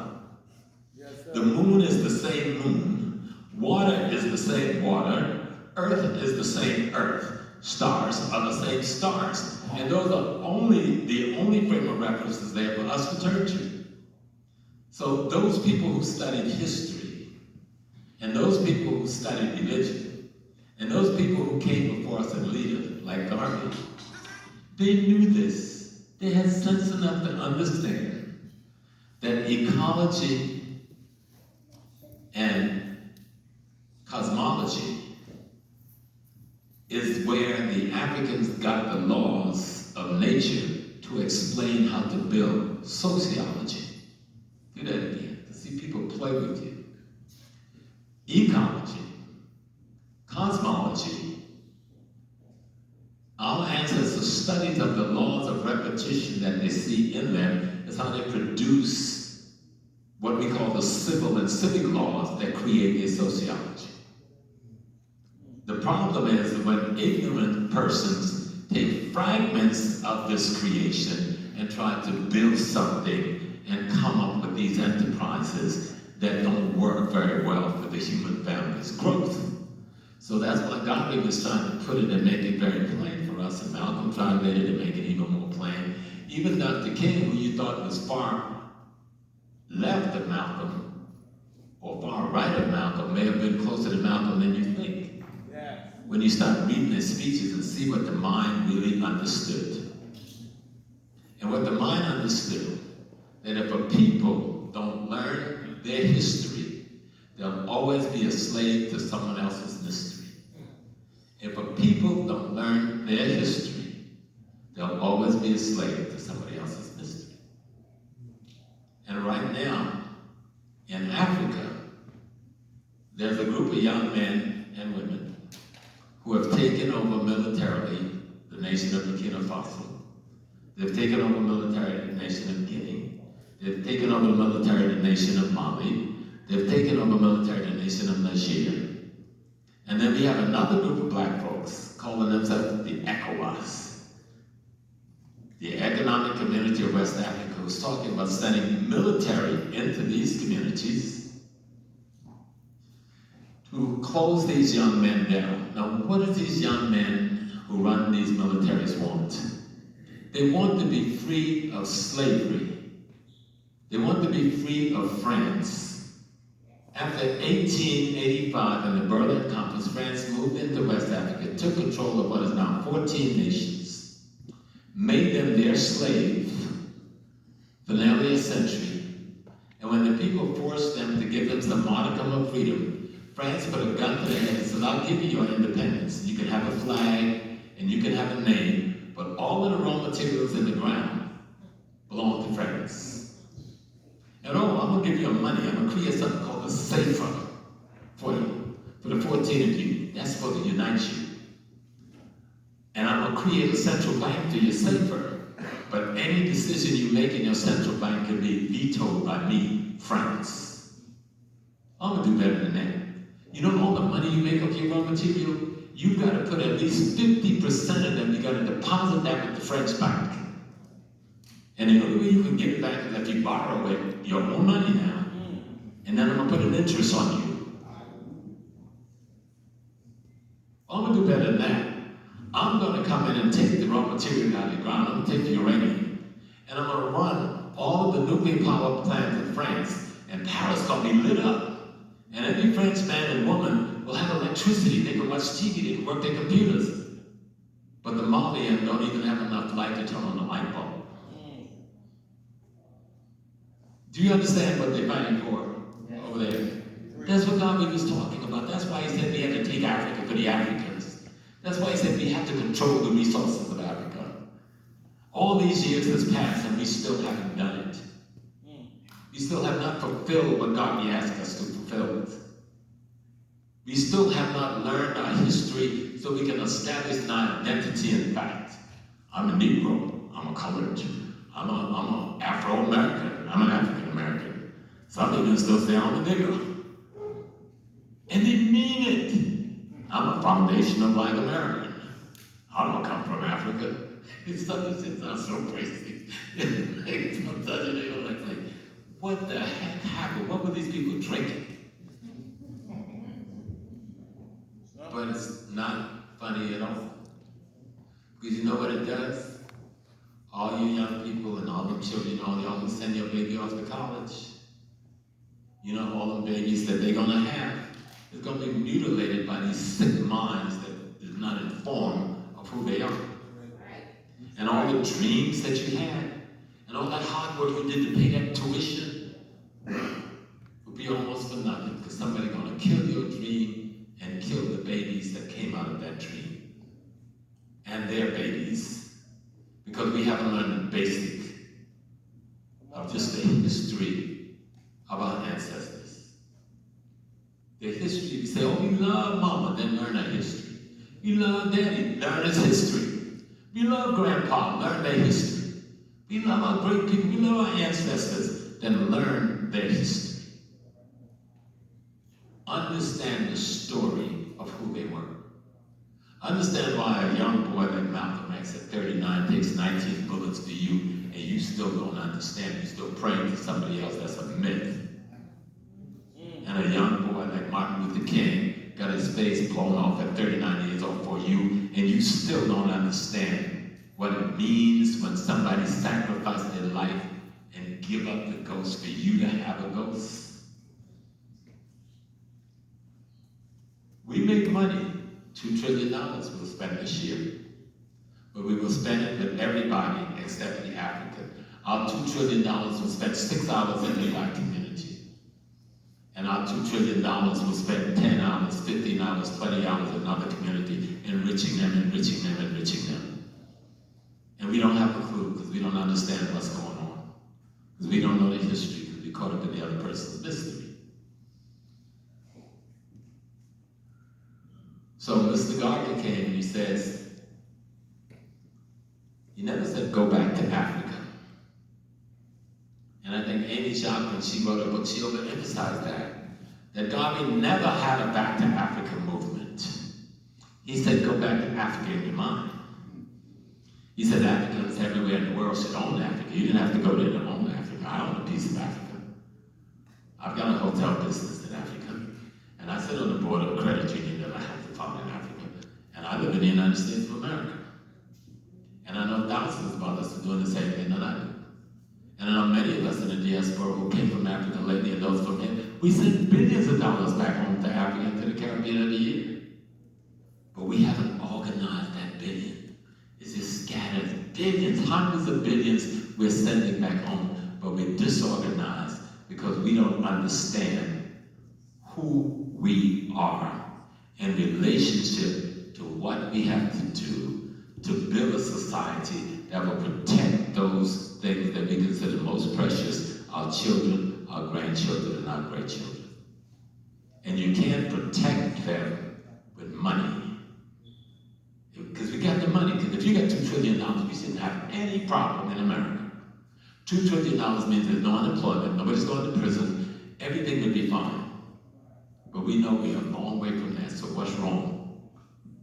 Why isn't the $2 trillion aggregated? Why isn't the $2 trillion in a central black bank? Why isn't the $2 trillion available to pay our tuition without excessive interest to keep us in debt for the rest of our life? Why isn't that $2 trillion serving us? Because we haven't done what Garvey asked us to do, to learn our history, understand our identity, and take responsibility for our future, economically, politically, and culturally. But he wasn't the only one that said that. People said that before him. People have said that since him. And we're still in the whirlwind. We're the only people that don't have an identity at its core. Right here in Boston, with all these black people, and I used to live here in Boston, right down the street, 46 Mass Avenue, with my teacher, my mother, my auntie, my friend, and she taught me a lot about this town,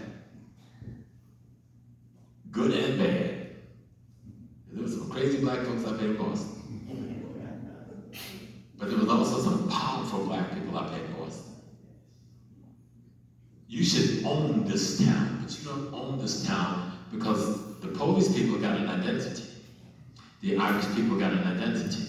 The Greek people got an identity. The Jewish people got an identity. The Italian people got an identity. And they built cultures around those identities. You don't have an identity. You have a label. I'm black. I'm Afro-American. Those are labels. Identity comes with being able to establish institutions to protect your ideas, concepts, and principles that form the character that make you the human being you're going to be. That's called culture. Culture isn't just dancing and dressing and singing. Those are tools of culture. Culture is the idea of your humanity that you loan to those tools to instruct yourself with. And we don't have that. We have it in small little pockets and places. And when we have it in those pockets, it's doing well. But we're nearly 80 million people.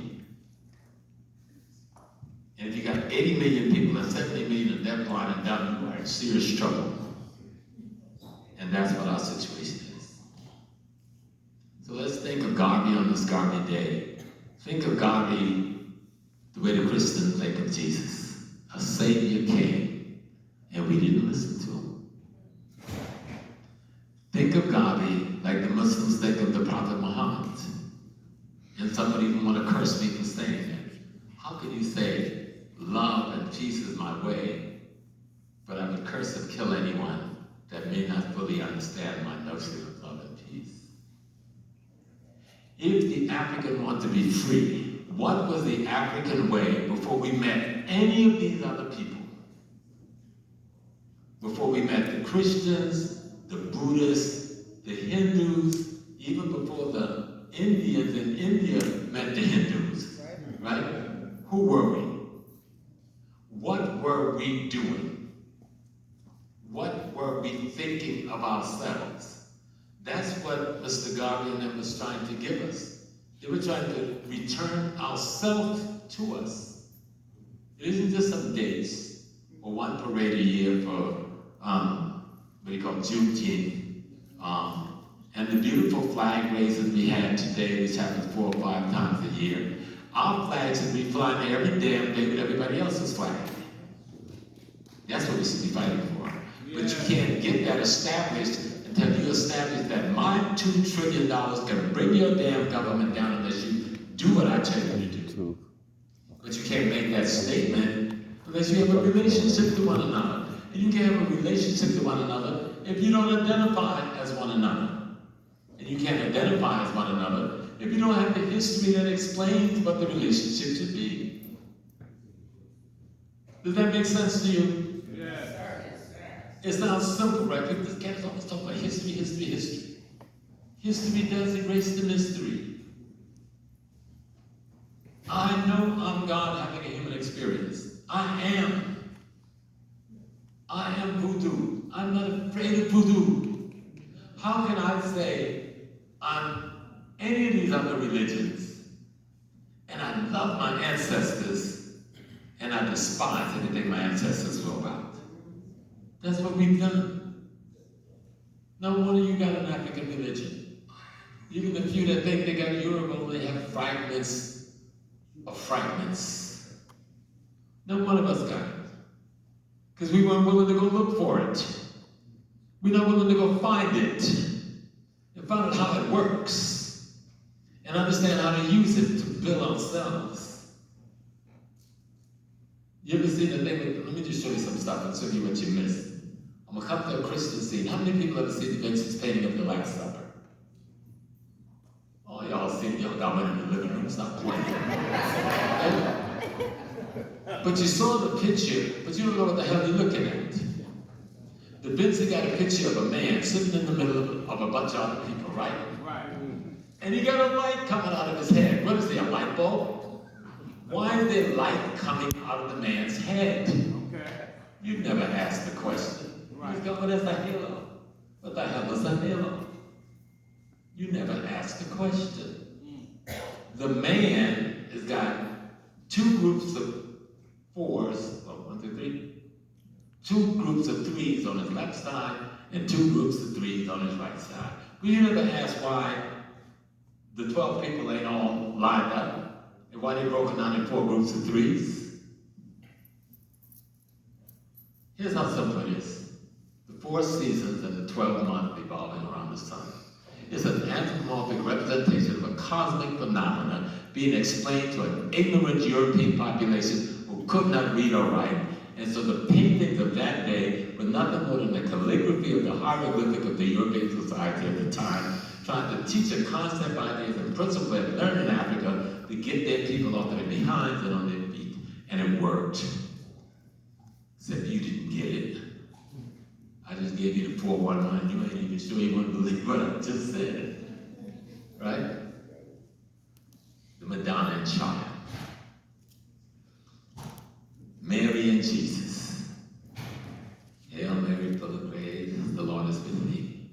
When we say this stuff, that's being a nice and sincere too, you know. Because we had some good parties on Friday night. We could chase the little sisters down at the community center at the Catholic Church, so I joined the nice recipient. This nice recipient as soon as I was old enough to put on a jacket of joy. But I wasn't chasing the Lord. Y'all scared. Come on. Know the truth. Malcolm said this, and I love the Malcolm said, know the truth, and the truth will set you free. The mother and child. There's a woman sitting in a posture that makes her a chair. And there's a boy child sitting on her lap. But you never asked what that's all about. Because you felt for the anthropomorphic symbol of some woman giving birth to some special child that you've been praying to all your life, your mom and dad, and not a damn thing good has happened to help you answer those prayers. Otherwise, you wouldn't even be in this room thinking, I'm going to give you a little something to turn a little key here and there and click something on up an awful long time. That woman is all woman. Mary is all woman, and Jesus is all children. You scared to accept that. Mary is all women, and Jesus is all children. Every birth is immaculate. Or every conception is immaculate, and every birth is a miracle. That was the message that the Africans were sending when they had a Set and Heru and a Sar as the symbol thousands of years before it was called Mary and Jesus. All women is the mother of the divine. Women is the power, and they give us men the authority.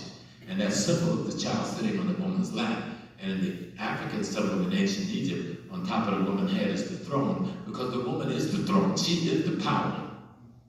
but she gives the authority to the male.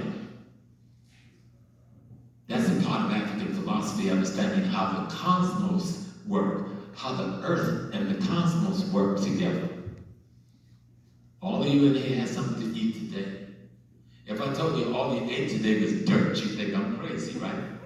But every bit of vegetable that you ate that was thrown in the ground as a seed absorbed all that dirt and became your carrot, your tomato, and your orange, and your peaches.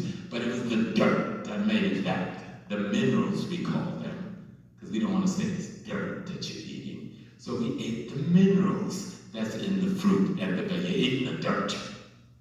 Because you are the dirt. That's why it's ashes and dust to dust. It's going back to dirt when you die. I'm not playing. Can y'all hear me? Yeah. I'm trying to teach you African culture.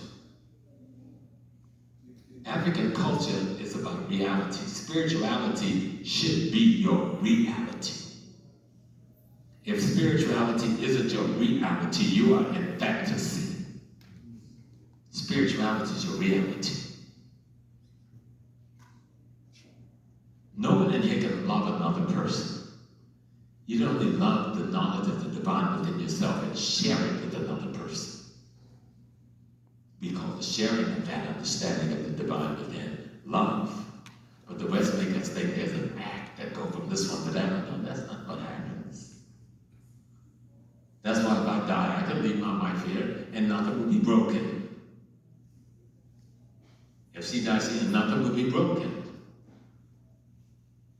Because I recognize the divine in me and I love the divine in me. And then I meet her and recognize that she recognizes the divine in her and love the divine in her. We can partner. Because harmony is possible in that kind of a relationship and understanding. But nobody teaches us that way. They tell you that attraction is love, attachment is love, dependency is love. No. We have to go back to the way of our mothers and our fathers. If we say we love our ancestors and our brother who poured that beautiful libation, if we say we love them, let's learn who they were. What did they do? Now, I'm a priest of Oya. And who was in there to practice the Yoruba tradition? 1, 2, 3, 4. Now, Oya is said to be the wind, right? But what does that mean? What does the wind do? When things have grown stale, like smoky and smelly, the wind blows it away. Long for the fresh new breeze to come. But what does that say? It says it represents change in process. So when someone says, I'm a child of Oya, it's saying that I'm practicing how to be changed in process. The metaphor in the African folklore about Oya, this beautiful woman with the locks running through the jungle half naked, well, that'll get you excited if you in a hot tribe to learn how to be a good priest, right? And so, sister laughing. But Oya marries Shango, the kid, the Alafa, the big man. He was so big, his ego got so out of hand that he forced his 2 younger brothers to fight to the death to please him and to reward the one who was winning. And when the thing happened and one brother kills the other and he realized what he has done, what his ego and his arrogance have allowed him to do, only then does he see the need for change, the desire to transform. But he can't change unless the need for change marry change. So he must marry Oya. It's a metaphor explaining an anthropomorphic concept of principles, concepts, and ideas of how to grow the human personality. I'm gonna come back to Garvey now. Y'all think I left Garvey behind, but I didn't, because Garvey is transformed by this kind of knowledge. Of course, in the Caribbean, y'all call it Ogi, and he was scared of it. Right? But he wasn't. I've been to St. Anne Parish where he's come from. They're still deep in that kind of African understanding and study. You know? But this woman, this Oya, this metaphor, she ends up marrying another man, and that's called polyandry. And some of the sisters love that. They say, yo, you brothers think y'all getting over with this polygamy. Well, we got Oya. But who did she marry? She marries Ogun. What is Ogun? The god of iron, the god of war. No. That's symbolic of something. How do you get iron? You take a rock that's dirty, full of all kinds of impurities, and you put the rock in the fire, and you burn the impurities out of it, and you come up with steel, a usable commodity that comes about as because of what? Transformation as a result of change. And so if you really understand the concepts and the principles that each one of those Orishas, or in Kemet, and in Haiti, the Logos, or in Kemet, the Netanyahu, all they're saying is that we have a philosophical understanding of our relationship as human beings to earth and cosmology.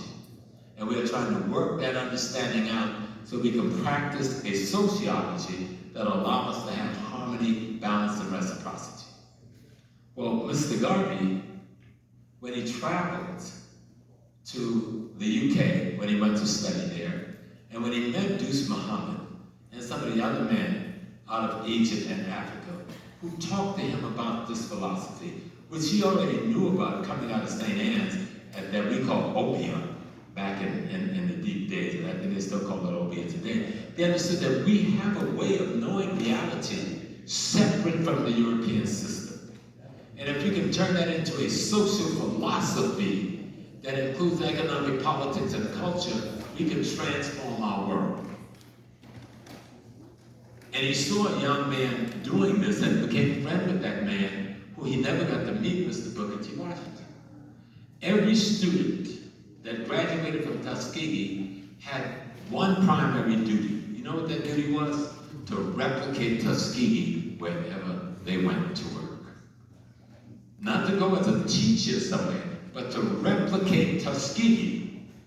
The people at Tuskegee dug the mud, made the brick, built the house, from the brick, grew the tree, cut the tree, made the lumber, and used the tree to build the house.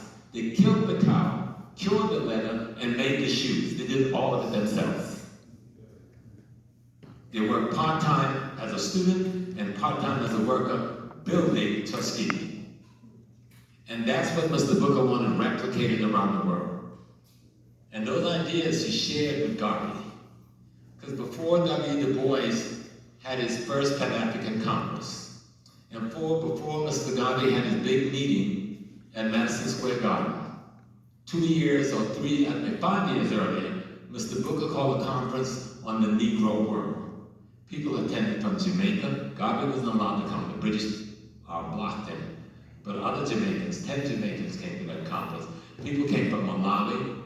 People came from South Africa. Some of the founders of the ANC was educated at Tuskegee. The founders of the liberation movement of Malawi was educated at Tuskegee. People came from Ghana. People came from Nigeria. And nobody called it a Pan-African Conference. Why? Because we've allowed our enemy to define what our forefathers did instead of us studying and learning to define it ourselves. History will erase the mystery. And you really see how you can plot your course. So as we celebrate Marcus Garvey today, we celebrate him showing us you don't just talk business, he built business. He told us he didn't just talk spirituality, he built the African church. He told us he didn't just talk how to establish schools, he opened schools for black children. He told us he didn't just talk about identity, he created black dolls as a toy because he understood the black children needed to see their image. The man did all this in that short period of time before they threw him in prison illegally and drove him out of this country and drove him to his death where he died from a stroke. But we need to learn the history. We need to read Toni Martin's books on Marcus Garvey, on his politics, on his philosophy. We need to read Amy Jacques' book on her husband and the books she edited of the works that he wrote. And we need to read the 8-volume UNESCO history on the history of Africa, written by hundreds of African scholars, which most of you don't even know exist. But it's been out for almost 20-something years. It is the best documented research on the history of Africa by African scholars anywhere in the world. We need to read Robert Walker's book, When We Ruled, going over 3,000 years of black people's history. And then you'll understand why Mr. Garvey was important to us. You'll understand why he came to America. I was angry with Garvey when I found out he had met with the Ku Klux Klan down in Georgia, because I couldn't understand the rift between him and the boys. But then I understood why he met. Malcolm was angry with Elijah for that meeting in Georgia with Bob Shelton and the Ku Klux Klan over the land issue. But later Malcolm understood what that was about. We need to study history to erase the mystery and see how our ancestors tried to solve the problems. Take the best methodology that they left for us, add to those methodologies, and help to change the world that we live in today. Today, don't just live. When you study history, don't just live in yesterday, because you really can't live there. If you're trying to do that, you die. Go back to yesterday. Borrow the best of what our people did, bring it into today, and apply it to solve the problems we're facing now. That's the best thing history can do for you. And right now, those young men and women in Burkina Faso, those young men and women in Niger, those young men and women in Mali, those young men and women in Guinea, they need your help. France, as we speak, is amassing a war machine in Senegal. Cote d'Ivoire, the head of Cote d'Ivoire, he's a punk, and I'll make it public. I've said it on international TV, and he'll hear me say it again. He got to be in that position because the American government overthrew, with France, the legitimate government of Ivory Coast, and put their little fellow from the World Bank to run the country. He's massing troops to invade Niger. And then this guy who just falsely got elected in Nigeria, with one of the largest land army in Africa, of course he said troops would be the last resort. Troops shouldn't be any resort.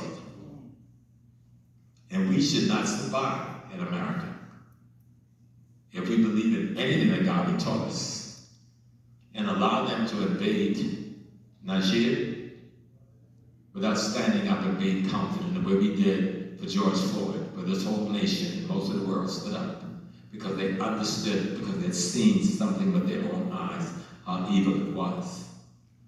Let me tell you why they're going after the brothers in the Shia, and I'll end it. But if we believe in Garvey, we need to pay attention. You remember when the Soviet Union started the war with this country of criminals, the leadership, the people of who, the leadership of the country, a bunch of American planted criminals, because they overthrew the legitimate government that had been elected in that nation. And they put a movie star who was playing the president to be the president of the nation. That is so stupid it's not to be believed, but we've accepted it. But when the Soviet Union decided to go and deal with that situation, America and Britain blew up the pipeline that was taking the natural gas to Europe, because Germany would not go along with NATO because they needed the gas from Russia and a couple other countries. So they blew up the pipeline. So Russia can't send no gas. America said not to worry, because we're going to go to the Negroes in Nigeria, and we're going to run a pipeline from Nigeria to the Mediterranean, but we got to run it straight across straight across Nigeria. What happened the other day, the young man in Nigeria said, no way, Jose, we shut the pipeline down. You're not going to feed Europe natural gas when we can't even light our stoves. Oh, no. Do you understand what I'm saying? Because you want to really understand what's going on. It ain't some soldiers taking over our government. That's not what's going on. That's not what's going on. If you remember, go back 5 years when 5, I think, or 6 American Marines ended up dead in Niger, and they never gave the American people an explanation what these dead American Marines doing in Niger. They never told you they had a secret base there. They never told you that Obama put 13 drone bases in Africa. They never told you that they moved AFRICOM out of Dusseldorf, Germany, and some planet in Africa secretly operating out of Ghana. So that right now, we militarily occupy most of the continent of Africa.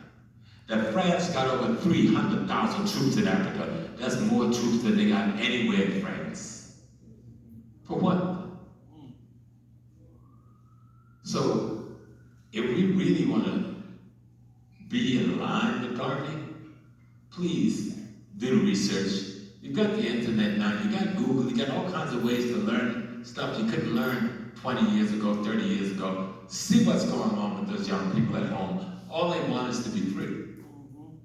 All they want is to have an Africa that serves them. They want to build an Africa that they want to see. They no longer want to be the slave to Britain, France, or America, or Germany, or anybody else. And if it means freedom or death, then you see Garvey in his uniform.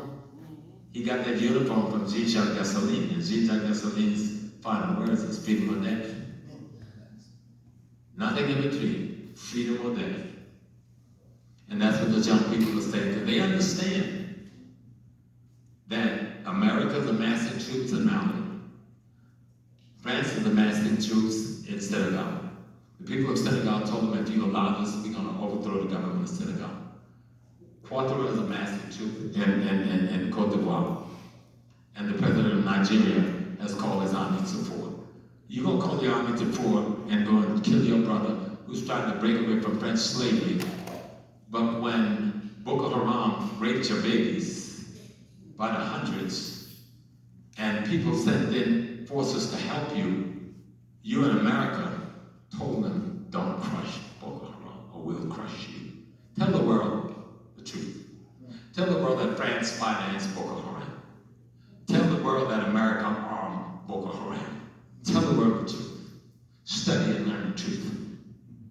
Know the truth, and the truth will set you free.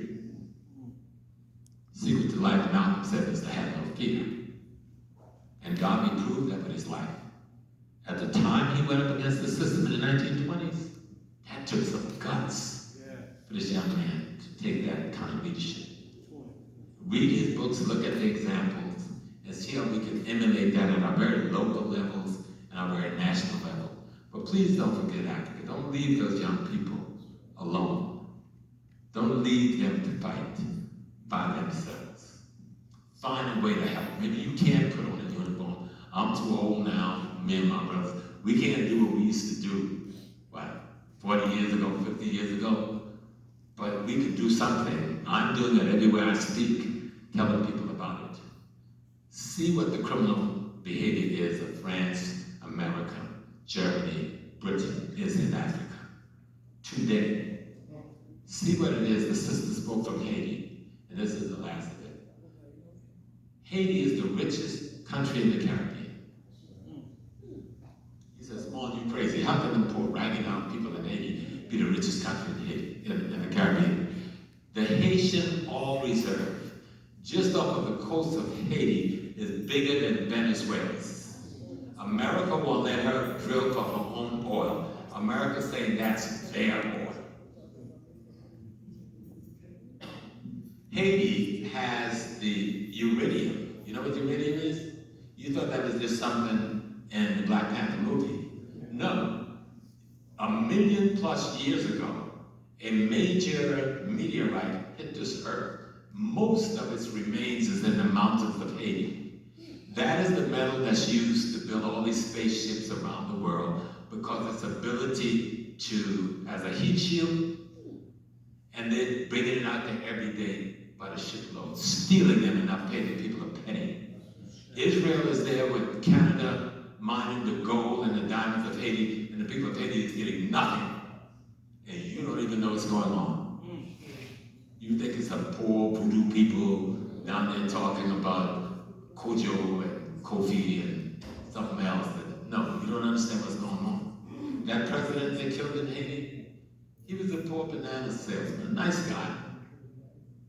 But he was laundering some drug money. And the CIA got the 411 on him. And so they used that over his head to make him the president to do their bids. When he felt he couldn't do that no more, he went to Russia, he went to Turkey, he went to Venezuela, and said, "Help me." And 2 weeks later, he was dead. Russia agreed to send an ambassador to Venezuela to agree, and Turkey agreed. When the first ambassador from Haiti and the Soviet Union reported to Haiti, a week later, the president was assassinated. And all the people that this government claimed they had to protect them, where were they when that occurred? So learn the truth, study history. History will get rid of the mystery, and let you see what's really going on in your world, and you'll understand what's going on right here in Boston. You'd be surprised how many people in this room who can go to any elementary school in the city and say they teach Black history to Black children. And yet they take all your tax money and tell you you go to hell if you try to let me teach your children what you want them to learn. Know the truth, Malcolm X said, the truth will set you free. Garvey said, Africa for Africans at home and abroad. We're not asking to hurt anybody else. He didn't ask to hurt anybody else. They called him a black supremacist. He was never a black supremacist. He just said, you don't want me there, that's fine. Then let me be here. Do for myself what others are begging for. Let me be here. Let me do my thing. Let me feed myself. Let me clothe myself. Let me house myself. And don't interfere with that. And that's all Malcolm told us. Black nationalism, control the economic, the politics, and culture where you live. To do that, you gotta be in charge of land, labor, and resources where you live. If you're able to do that, you'll be able to deliver food, clothing, shelter, safety for yourself and your families. And that's all Garvey was talking about. That's all Malcolm was talking about. That's all Dr. King was talking about. That's all Booker was talking about. And for that, they killed all those people. And we still looking, trying to figure out what's up. What's up? Learn your history, and you can get rid of the mystery. Thank you very much.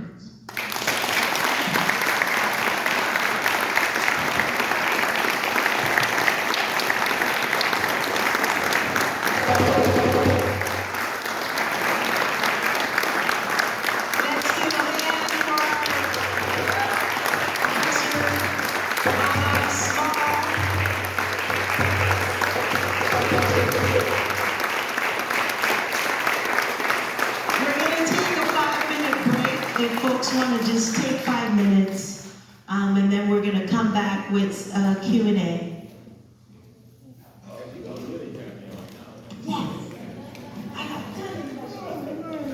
Free stuff at the end.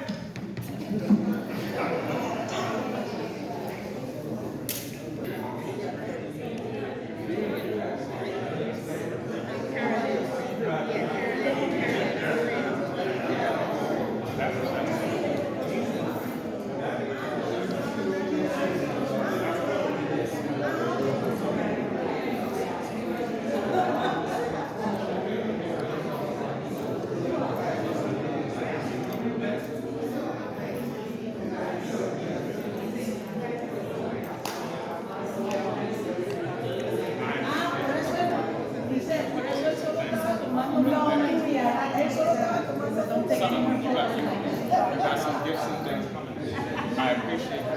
So,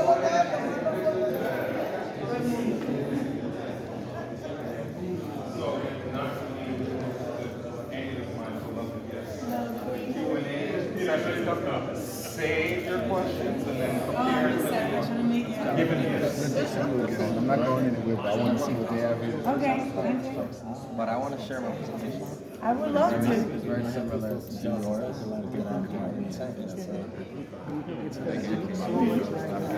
So, you know, I'll give you my card. I used to be a teacher at Family for 15 years. And so, I would love to connect with you. I mean, I think that's, we would love to go back to BPS currently. So, yeah, let me give you my card. A lot of people forget that. I A lot of people don't even know all that. Right. And that school ran until 57. can I give you one so long? It's okay, I'm so sorry. The raffle will be before that.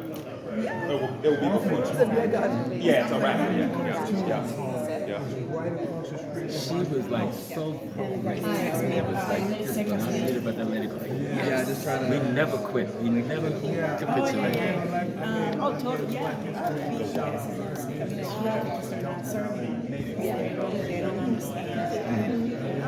They don't understand the purpose. Period. To keep and, you know, yeah. I mean, when you work with Are you ready? Yes. We'll talk. All right, brother. That's why we're being hired.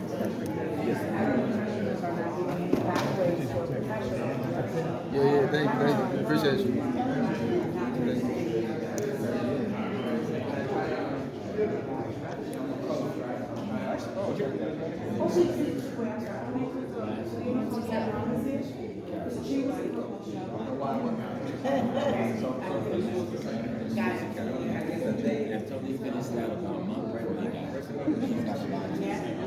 Thank you. So you had a wonderful experience. Oh, I love to hear that. Panama City? Where you stayed in Panama City? How you doing? You were blacked out. I'm excited for the Panama City. Concept knowledge and when you have 90s, That's where I'm from. Yeah. And Panama gets even into the Latin American thing and no one really. I love to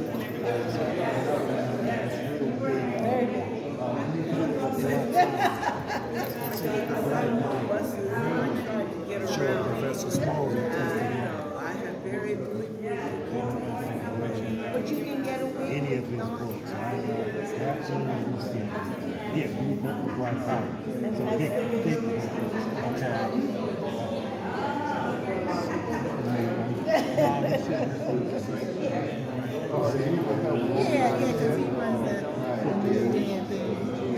Trying to get in touch with him. Yeah. Family together, and I'm going to, oh, there he is, he's coming up. We're going to have just a few questions. I'm going to go first to the audience, so if we can have a seat and have an even more intimate and scholarly conversation with Professor Spong, with Baba.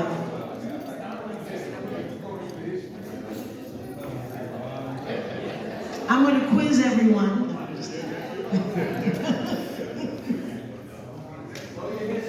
Yes, so I'm going to quiz everyone.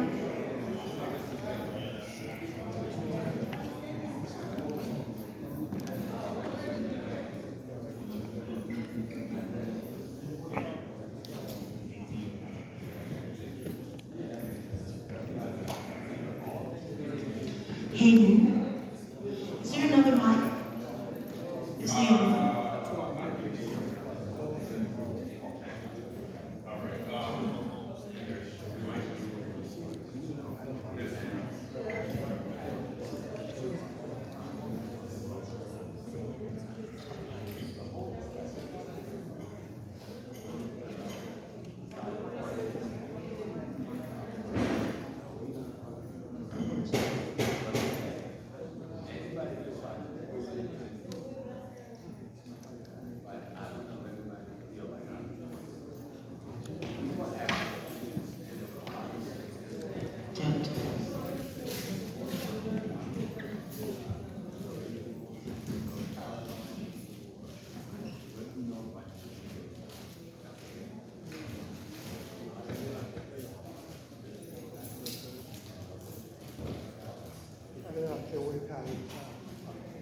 Check, check.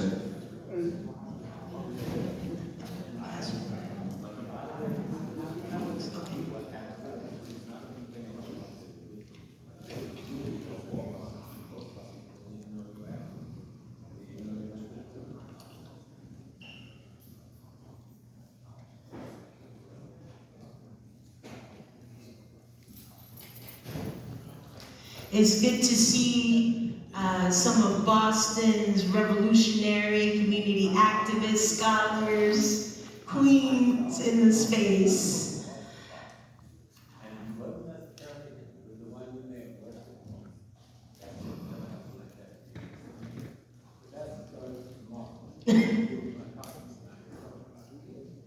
So,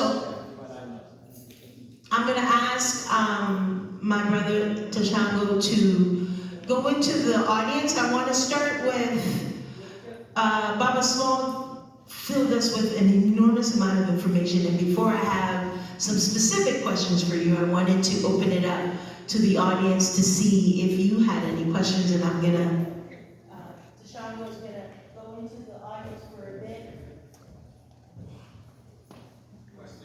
first question. Raise your hand, I'll come right to you. All right. Give me some exercise, I need to get it in. I think this question is probably really big, but I want to really thank you for coming to Boston and being here with us, gracing us with your presence and your knowledge.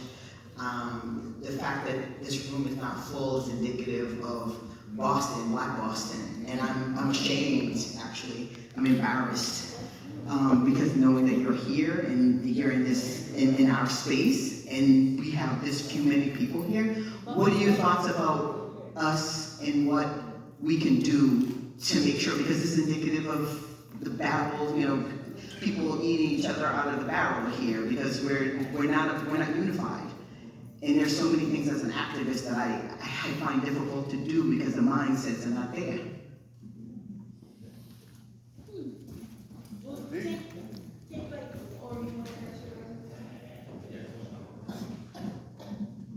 One of the easiest things to do is to bring this knowledge to your home and your family.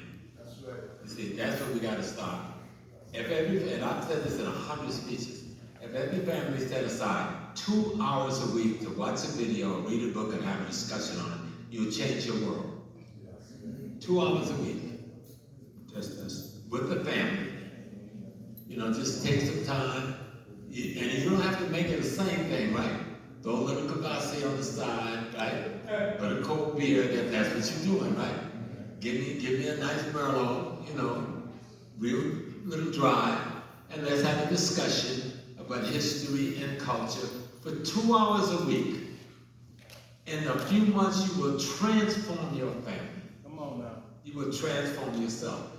All of us belong either to a church, to a sorority, a fraternity, or we just got a group of brothers or sisters that we hang with. Raise the same question with them. In our group, can we take 2 hours a week or an hour a week and we're going to watch one tape? And then we're going to discuss it. Or we're going to open a book club where we don't really have to be in the same room. We got Zoom now. We can Zoom in all day from wherever you're at. And let's discuss chapter 1 in Wade Noble's new book on African spirituality. Okay? Let's look at Robert Walker's book on When We Rule. And we're going to go chapter by chapter. You don't have to read the whole book. Select 5 or 6 chapters that's critical to the things that you won't discuss. Devote an hour a week to doing this. And you'll begin to transform your community.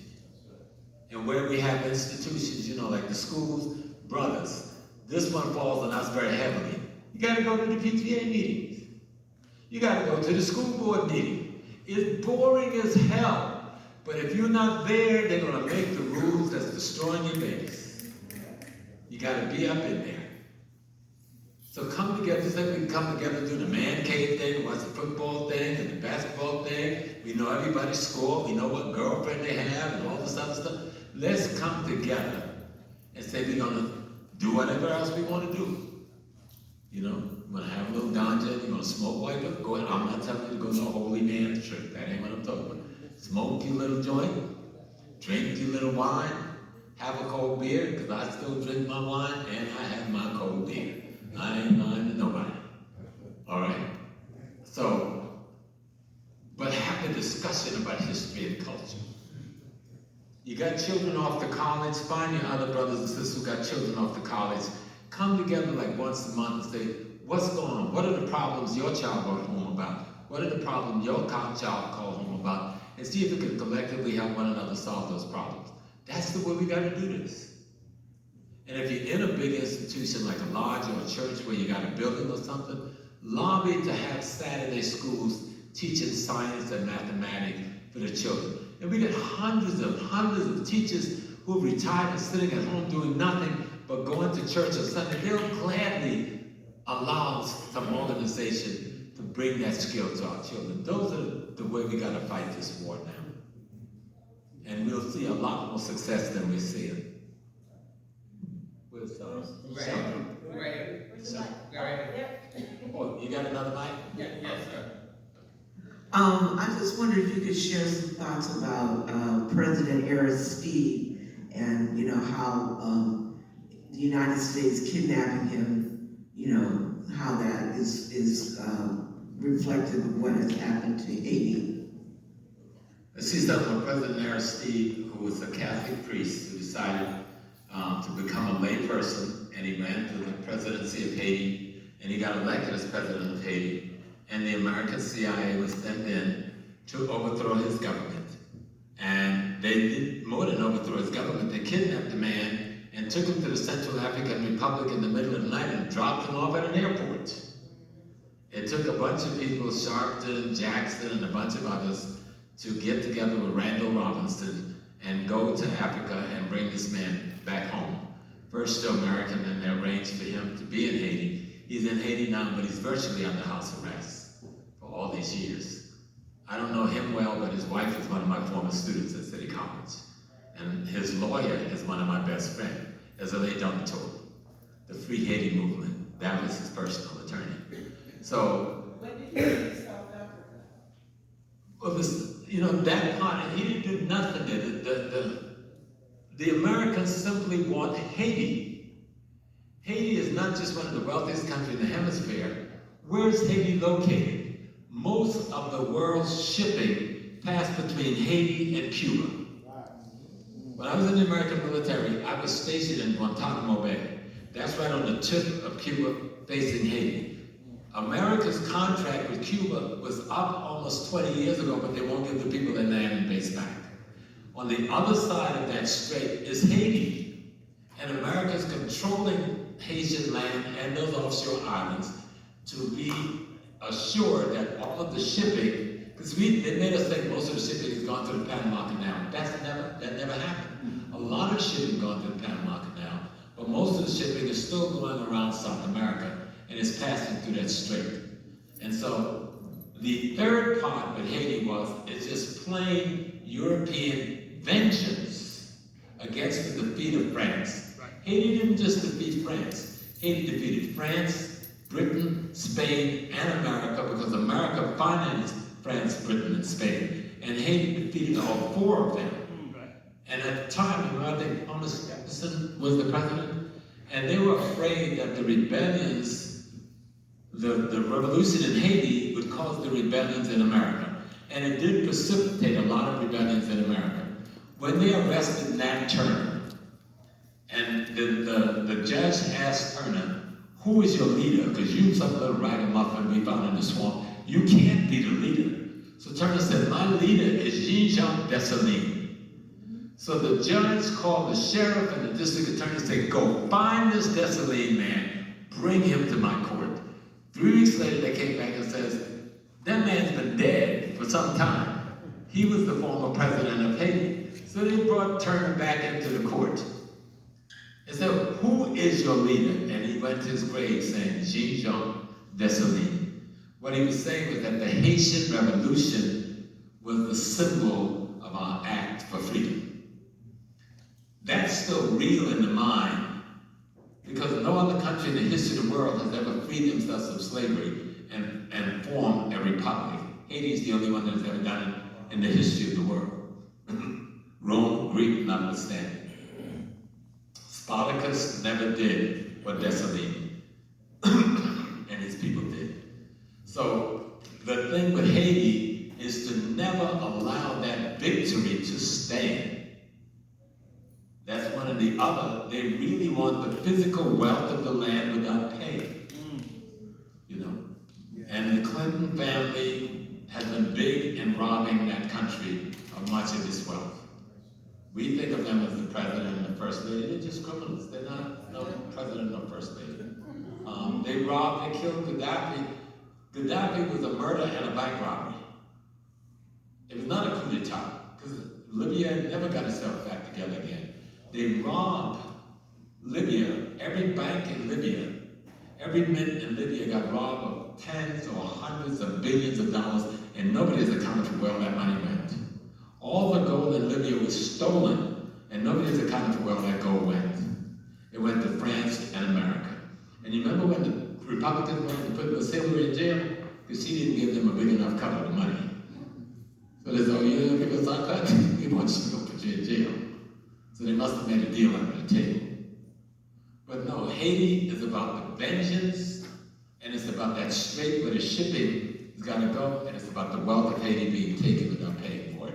When America invaded Haiti in 1915, they stole all the gold in Haiti, hundreds of millions of dollars, and put it in the mint in New York, and they've never given it back to the people of Haiti.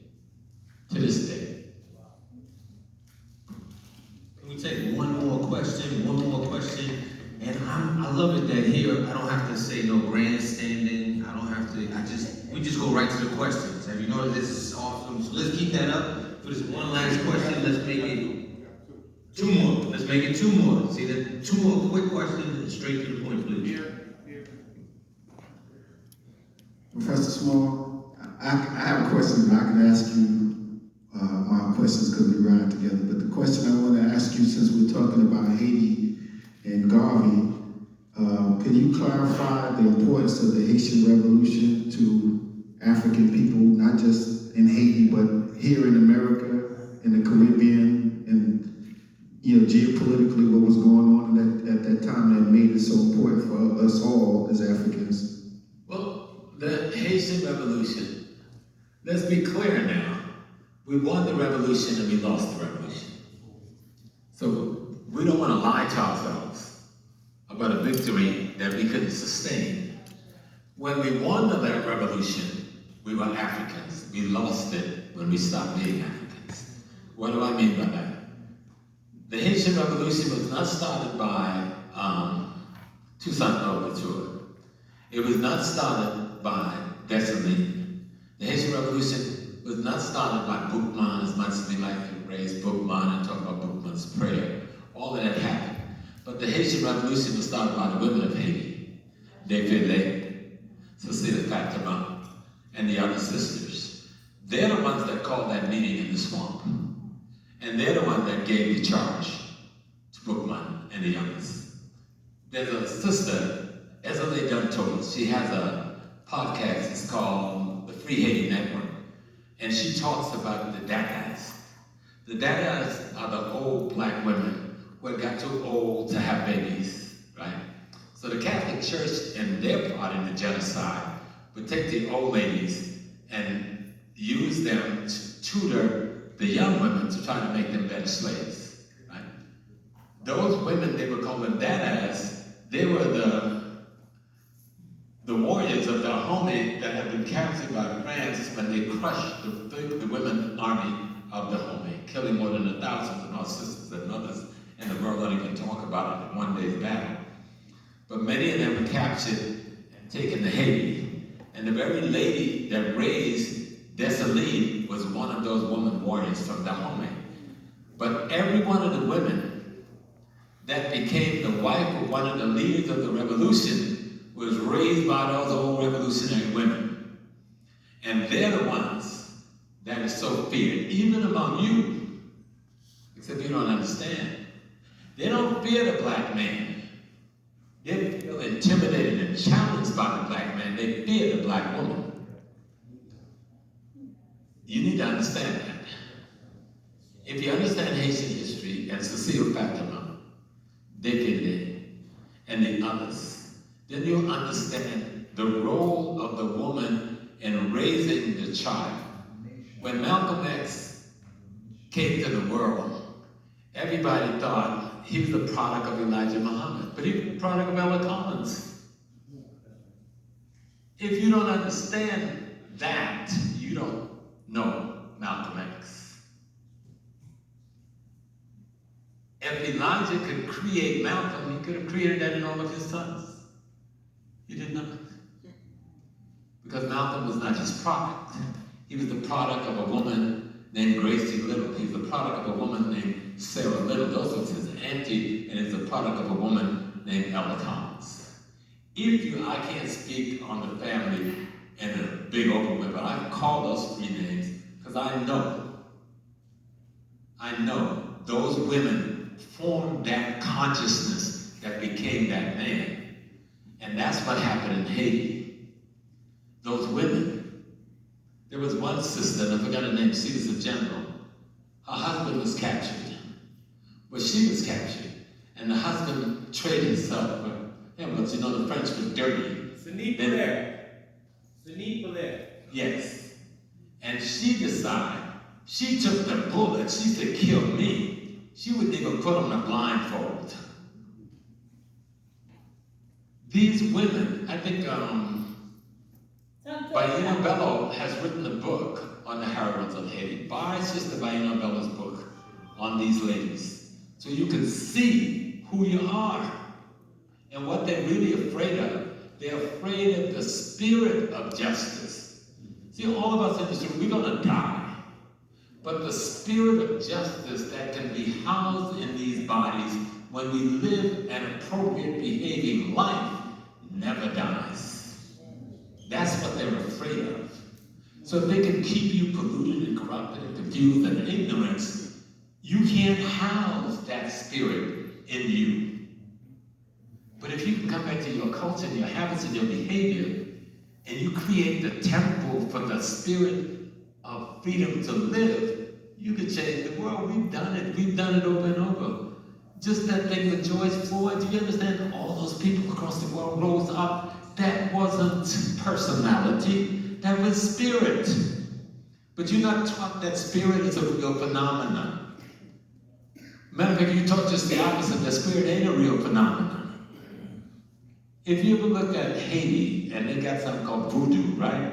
The word voodoo is from the Fon language, and it's from the area language of people of West Africa. The words simply mean the essence of God in a thing. So if I want to study the essence of God in humans, I say voodoo gazi. If I want to study the essence of God in nature, I say voodoo daha.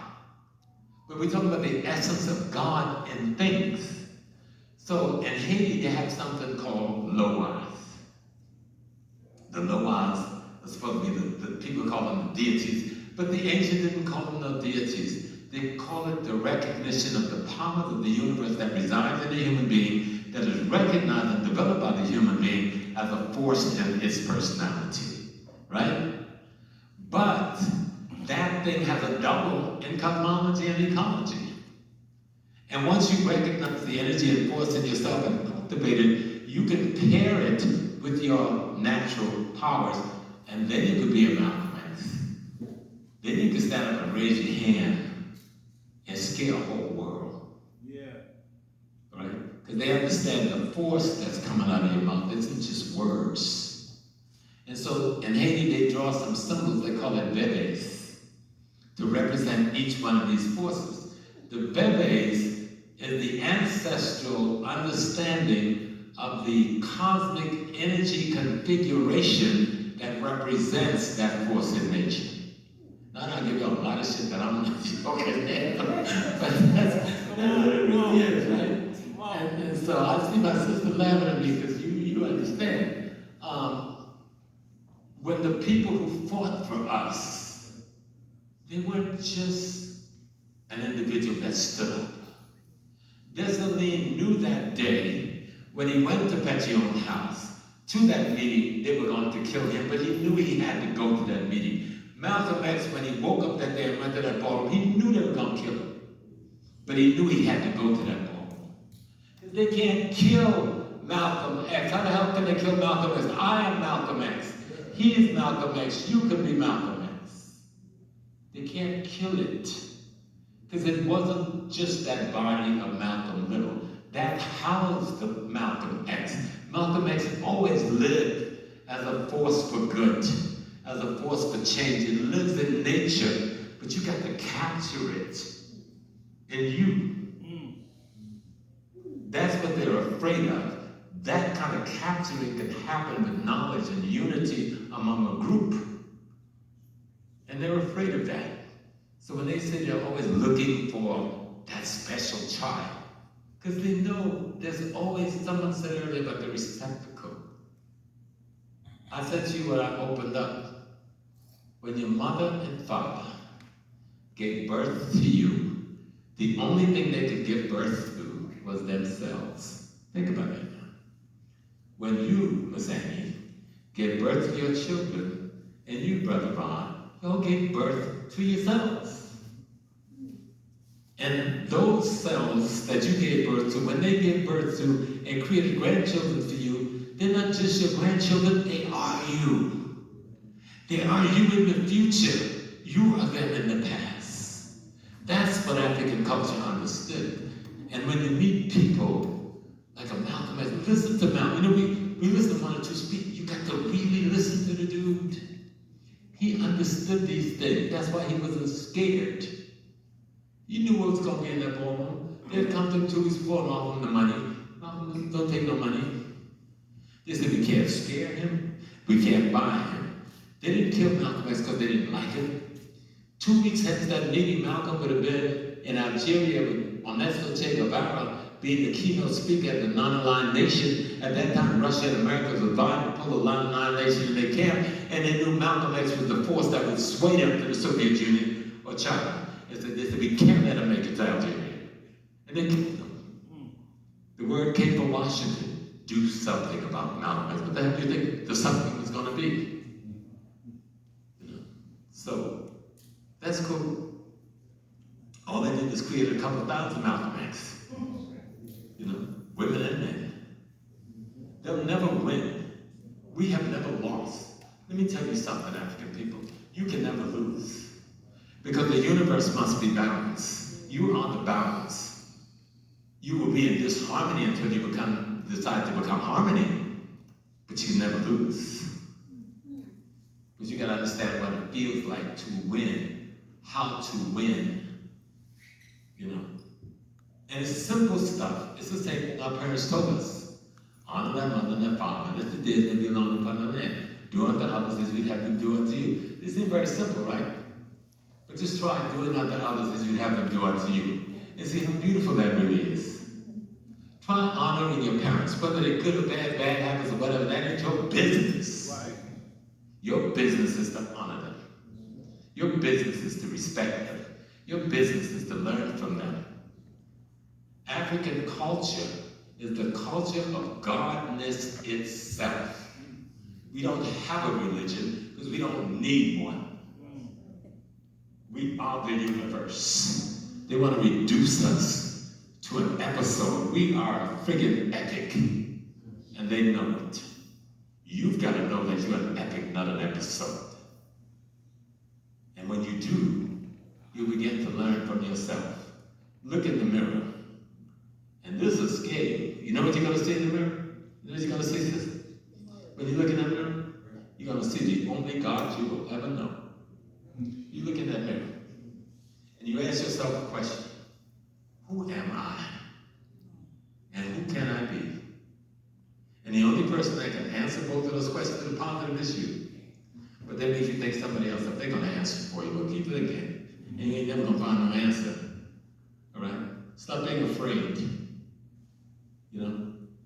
One day I will lay down, like my beautiful mother did, like my sister Ella did, like my papa did, and my daddy Paul did, and I'll be no more James Small in this configuration. But the me that is, every vibration that's uttered from my mouth is in nature for eternity. Like a radio wave. And anyone that reaches my level will be able to tune in on me anytime they get there, anytime, in time, because nothing goes out of being. That's African culture.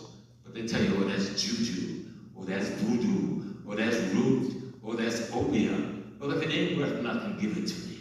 Let me have it. Let me try it out and see if it works. Right? Dr. Nelson, it's so good to see you. Dr. Nelson wrote a book that all y'all need to read. Because the brother told me to mention, but it's called Building the Lighted Temple. Hold me here, Dr. Nelson. Let's give this to Dr. Nelson. This is your own homegrown Bostonian African-American.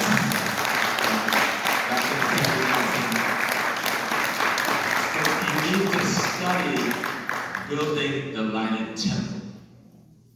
Then you'll understand those lessons that the great people who came before, the Malcolm X, the Drew Ali, the Elijah Muhammad, we were allowed people to make them contentious enemies. Yeah, they had some problems. Yeah, there was disagreement. And yes, there was some trauma that God we wish never happened. But if we study them, there was a hell of a lot more positive in those relationships than there was negatives. And we need to study the positive in those relationships and learn from it and grow from it and build from it. And we'll we'll see if we can turn things around. And we're doing it. You know, I'm an old dude, right? I'm 78 years old. I'm rocking at 78, right? I just got back from Africa. And Sister T can tell you, we were on that bus every morning at 9 o'clock. And we were at the different sites every day on time. Some of the brothers and sisters, of the brothers, we had 2 or 3 brothers in their late 70s. But they never complained. They rocked it every day. Because we were on a mission. You know, we were on a mission to learn culture, to learn history, to feel the spirit of Africa for real. When Dessalines got killed that day, because the mulatto generals in the army, who had fought with the French against Toussaint Louverture, when Toussaint was captured, that's when Dessalines rose. It is Dessalines who was the irritated genie, and he completed the revolution. But then the mulatto betrayers who had fought with the French came back and begged and said, oh, we are so sorry that we went against you. Let us come back. We will help you defeat the French. And they ended up murdering and assassinating Dessalines and others. Because Dessalines did something that he was true to that people don't understand until this day. It's a concept called coupe-tête boulé-caille. How many people know what coupe-tête boulé-caille is? Cut off their head and burn their houses. He took the whites. He says, you white people, you Polish white people, you Italian white people, you fought with us. You are brothers and our sisters. You are not black. Come over here with us. Marry our women, raise your children, run your farm. You white people who are French, you murdered our women, you raped our women, you burned our people at the stakes.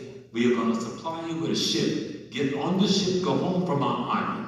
Do you know someone stupid enough to say we ain't going? So he said, those of you who don't get on the boat, it's going to be coupe-tête boulé-caille. And he did it. He killed them all and burned all their houses. That's why they hate Dessalines. Nobody even talks about why they hate him. Because he was true to his word. He killed every last one and he burned every home. The ones that did get on the ship, he gave them enough food to get to France. He gave them guns to protect themselves against pirates. What did you think they do? As soon as the ship got followed out, they turned the cannons on Haiti and opened fire. After they'd been given the opportunity to go home.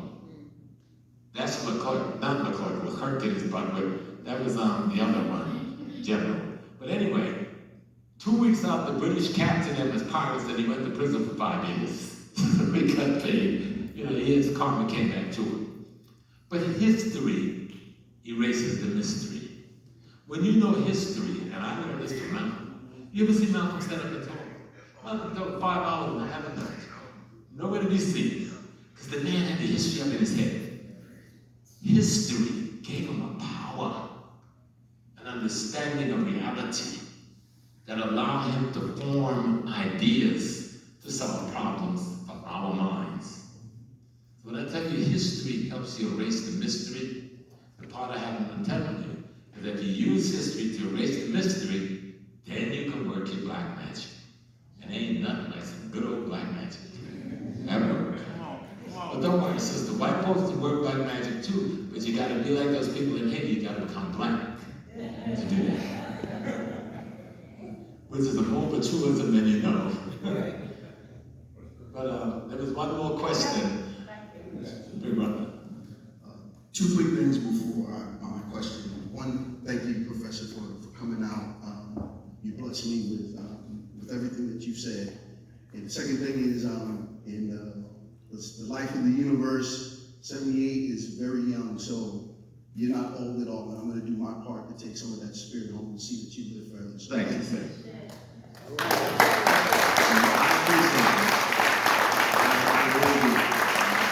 Coming out to Boston was a coming home for me, and that's why I didn't want to fly, and I didn't want to take the train. I wanted to drive, and I brought 2 of my students with me to help me drive. But I drove the first 3 hours myself, but only 2 hours sleep last night, you know, because I had to have a conversation with me, because I was going home. I showed them that me and Ella used to stop and harvest the ferns side the road, and then bring it home and pop them. I mean, we used to have a little picnic driving from New York to Boston, right?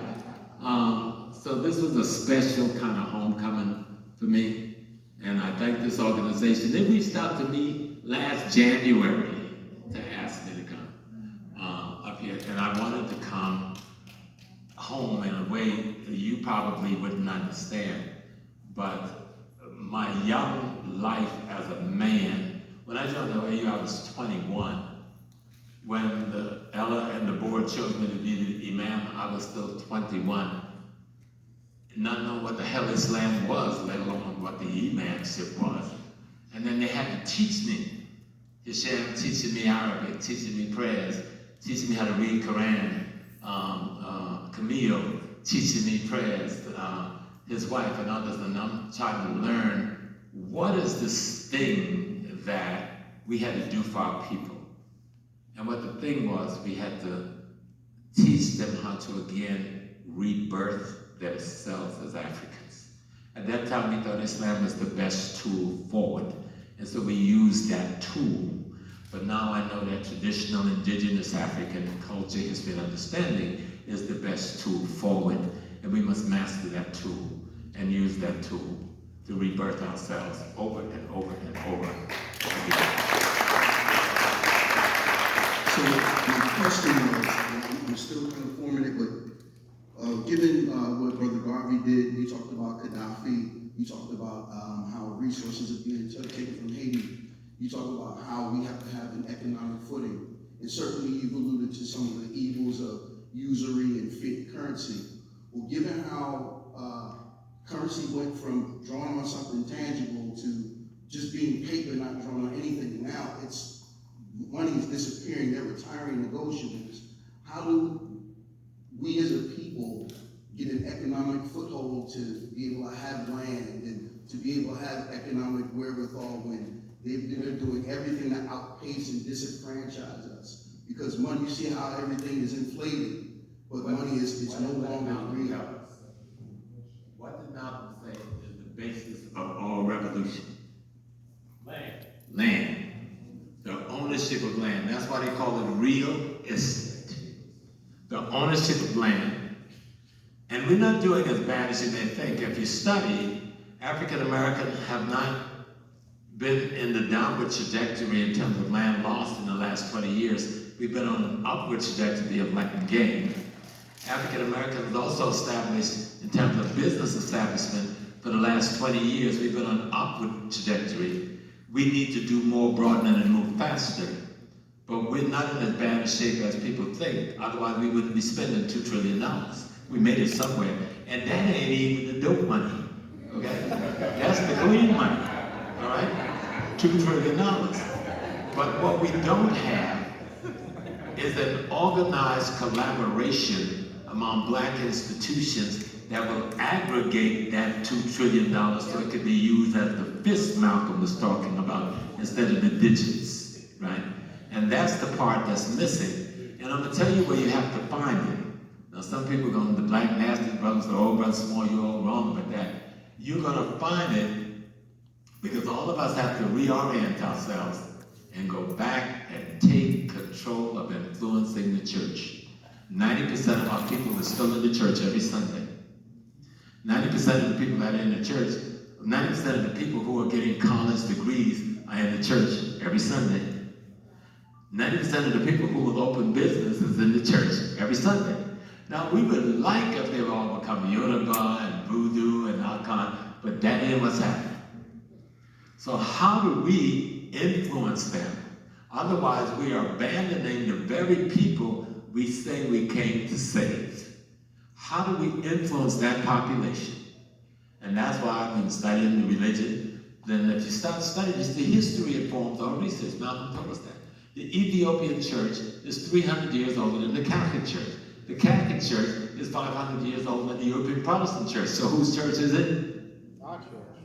Ethiopia. Now somebody said, well, what's small? We got you there. The Ethiopian church got their charter from the Byzantine church. The Byzantine was Turkey, but nobody will tell you that it was Byzantine when it was still black. So whose church is it? Our church. If you go look at the Coptic Church of Egypt, which is the first evolution of the church as a Christian phenomena that comes out of what is called the Byzantine rebellion against what's the crazy Roman emperor, Constantine. you find that all of the images in the Coptic church is all African. Jesus African, Mary Mama African, Elizabeth, everything. Well, it is out of that church that grew the Catholic Church, and then grew the Protestant Church, and then they gave it back to us after slavery in their cultural motif, and then we took it and put a spin on it and made it the black church with our African retention and hid the African thing in the church, but we forgot to tell our kids how to find it. And so now we got to go back to Africa, study the history of Africa, study the dance of Africa, study the music of Africa, study the rhythm of Africa, so you can recognize it when you see it in the Christian church and call it what it is. Did y'all understand what I just said? Because it's deep. We didn't lose what they said we lost. We simply hid it and forgot what the hiding place was. But it is known, hidden out of sight. You know, you go to a church down in the South, down in the island, you see your mom and them up there jumping, we call it shouting. No, those are ethnic dancers from the very village that great-great-grandmama came from. That's right. That's right. We had a clapping and the foot stomping and it sounded so good, the nice rhythm. That's the drum beat from the village your great-great-grannies came from.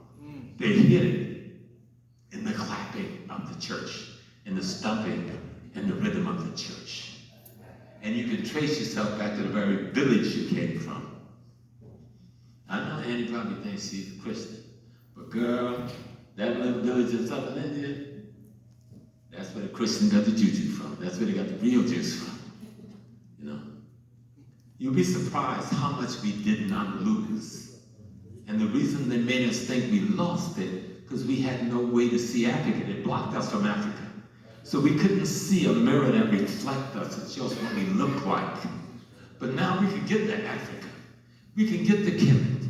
We can study, so damn, that's what Grandma and them was talking about. Oh wow, that's what Papa and them was doing. Oh wow, that's what Auntie cooked. That's what a dish was. I thought you said we lost it. We never lost it. We just forgot where we put it. And one of the places we need to search is the church. Yes, ma'am. Thank you, Professor Small. My question is, given the revolutions that are happening right now on the continent, what is our role tangibly to support? I appreciate what you shared about the time that we can spend with our families, building our knowledge, 2 hours a week. We can do that. That's individual. What can we do collectively here, and what can we do collectively or individually to support the revolutions that are happening right now on the continent? Right. One of the first things we can do is use the technology we have, that internet, to let the world know how we feel. We can go on the internet any 5 minutes and millions of people will see what we have to say. We need to express ourselves on Instagram, express ourselves on LinkedIn, express ourselves on Facebook, and tell the world we support these young people breaking away from French colonialism. And tell those young people also, we don't want you to break away and build another military regime. We want you, show us, let Burkina Faso, let Mali, let Guinea, let Niger come to the table tomorrow and say we formed a single state, the largest state in Africa out of these 5 countries. That will tell us in our hearts that we're truly Pan-Africanists. That would be true Pan-Africanism. And I'd be willing to pick up an AK-47 and get on the plane. Okay? But the one thing we can do, talk to our institutions, talk to our organizations, talk to our family, put it on the internet.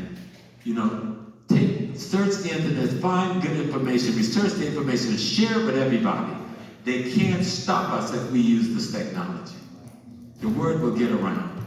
Sometimes I speak and I look, and I'm on other people's platform, and in a month, it's 1 million hits. So 1 million people heard Professor Small tell somebody to go to hell, or something like that, right? But, you know, so we gotta use the technology that we have and right from your living room, you can put your opinion out there and millions of people will see that opinion.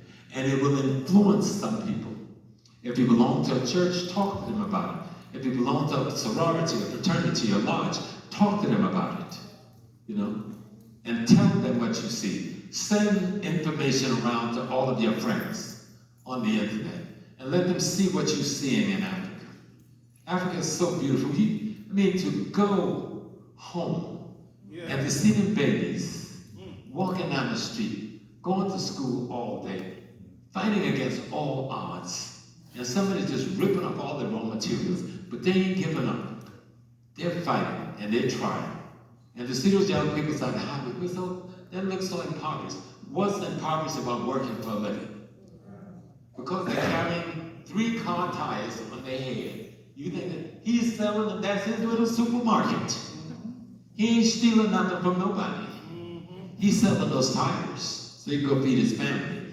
He may be selling fan belts for the car, got 20 of them on his arm, and he's walking inside the freeway. People are buying it as they're going home from work.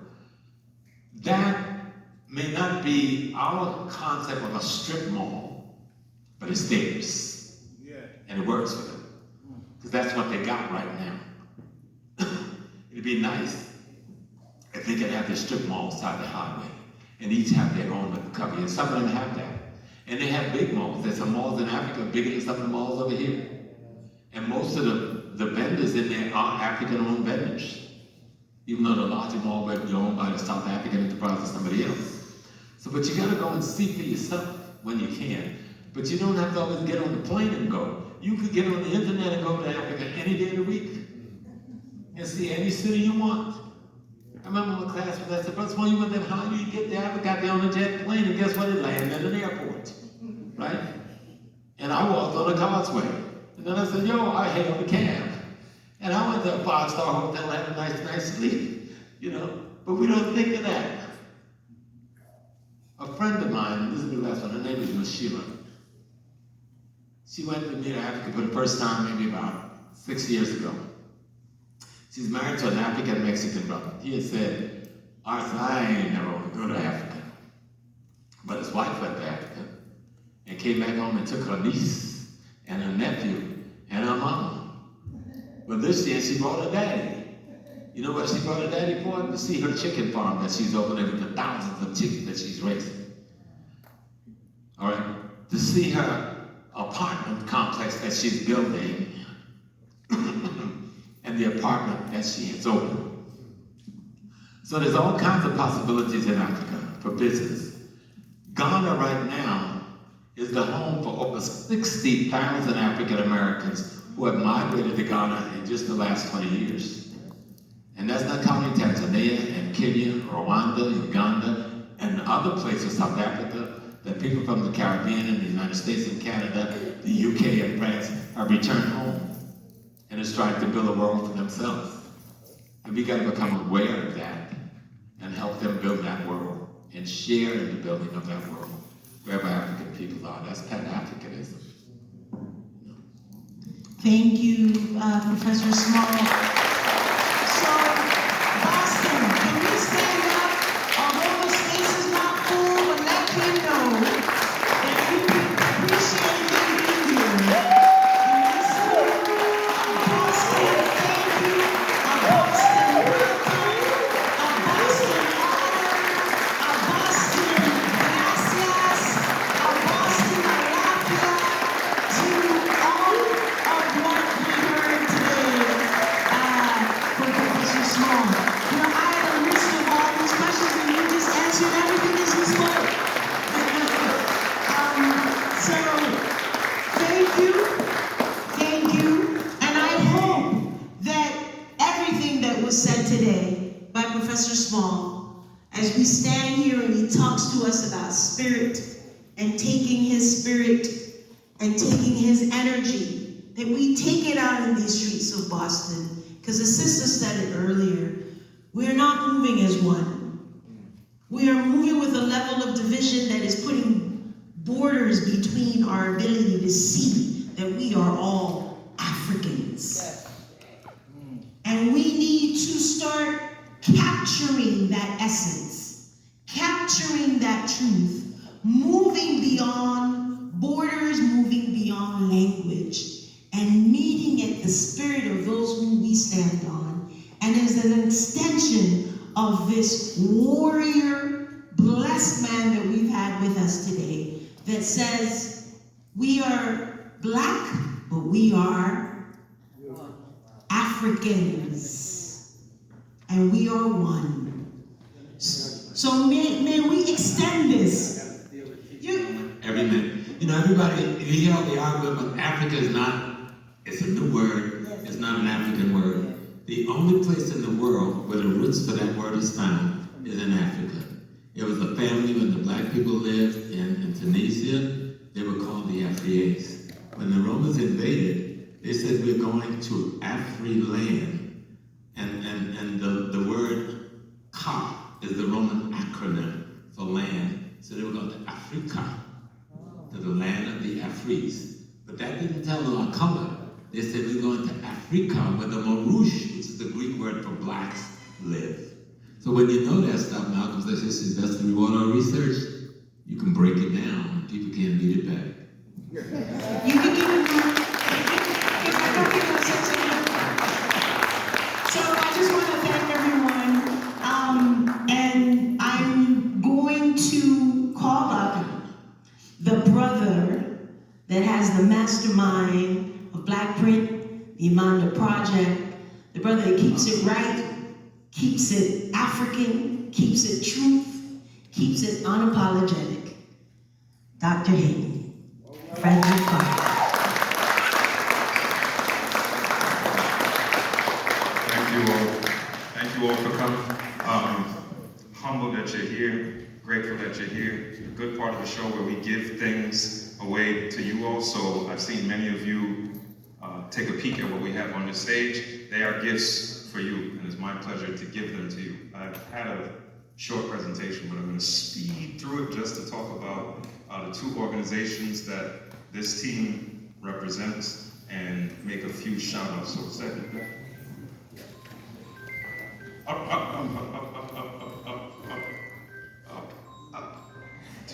Back to Garvey.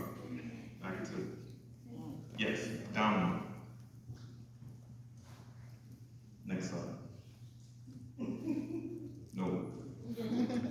Yes. All right. Thank you. So, first and foremost, I work on a team that is exclusively female with the exception of myself, which is to say that if you enjoyed this evening, if you found anything stimulating or nourishing during this evening, I cannot stand here as the sole male character and take all of the credit. I need to give a huge shout out and demonstration of gratitude to my staff, my team, so if you would please clap for them, because without them, the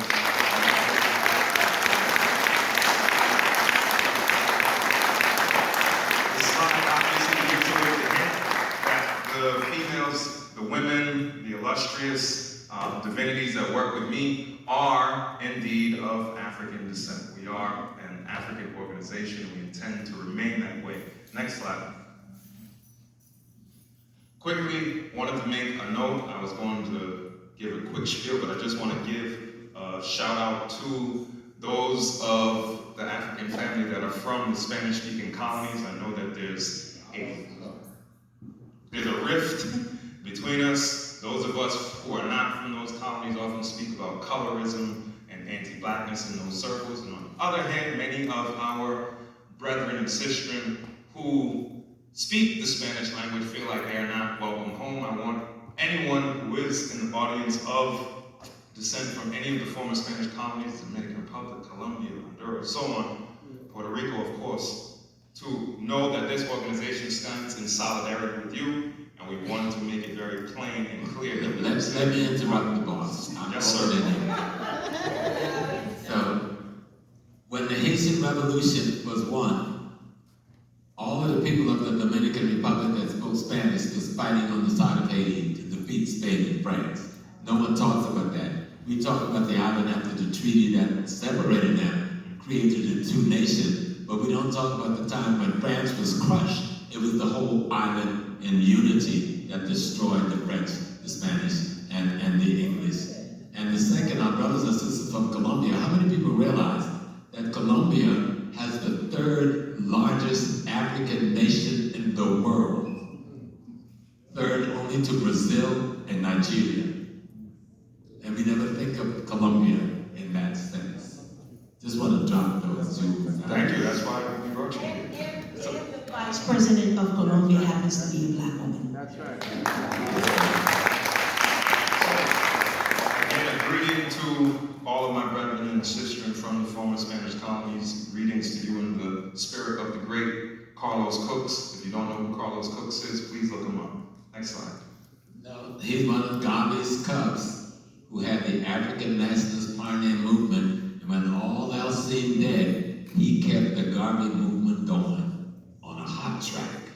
So he just did the Google work for you. Another quick shout out to those who are descendants of enslaved people in this land. We want to give a shout out not to the ADO's political party. We're not trying to make a political statement here. We are attempting to name that the experience of African Americans is unique. If you are one of the descendants of parties who were enslaved in this land, you happen to be the only group of Africans, and you can correct me if I'm wrong, who has been enslaved in a settler colony. We're the only group of Africans who have had to live amongst your former captors in a minoritized status. So as a son of the Caribbean, again, extending grace and honor to you and strong solidarity. Well, now I'm going to make one little hint. Please. The concept is right that they got it from me. I'm going to make that clear. But you don't denounce Africa in trying to define yourself. And ADOS, I've criticized them for making that kind of correction. You can't denounce your mother and your father because you got a headache from something that happened.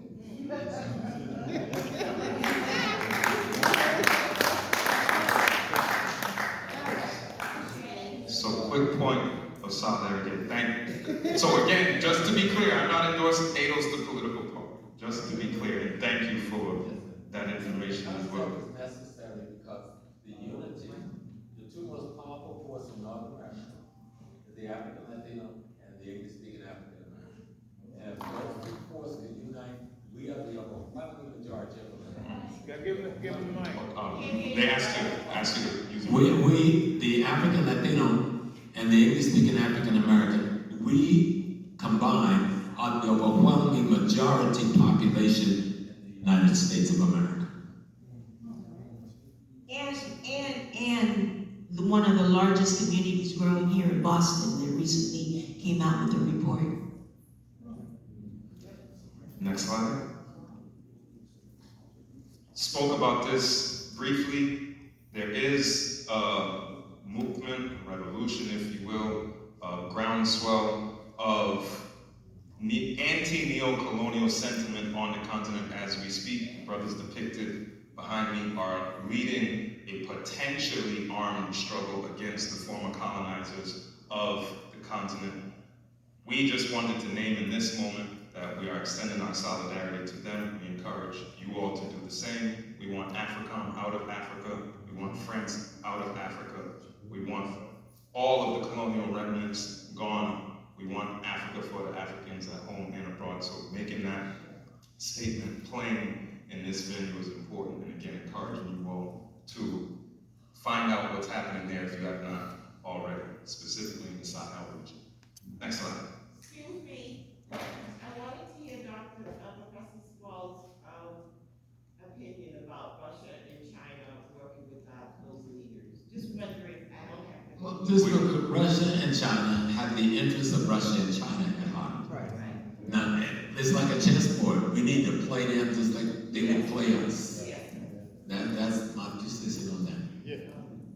So, to the important quotes, why you are seated here, what this organization represents. Many of you have seen the either handbills, lawn signs, etc., the publicity attached to this event. The Amanda Education Network, which we represent, has this as its purpose. I won't read it aloud. But do know that this is our grand opening, if you will. This is our grand signal to you all that we do exist. We intend to perform this particular event every single year into perpetuity in honor of the prophet Marcus Garvey. Garvey Day is just one of our initiatives and programs that we hope to unveil and enjoy with you as we move forward as an organization. So,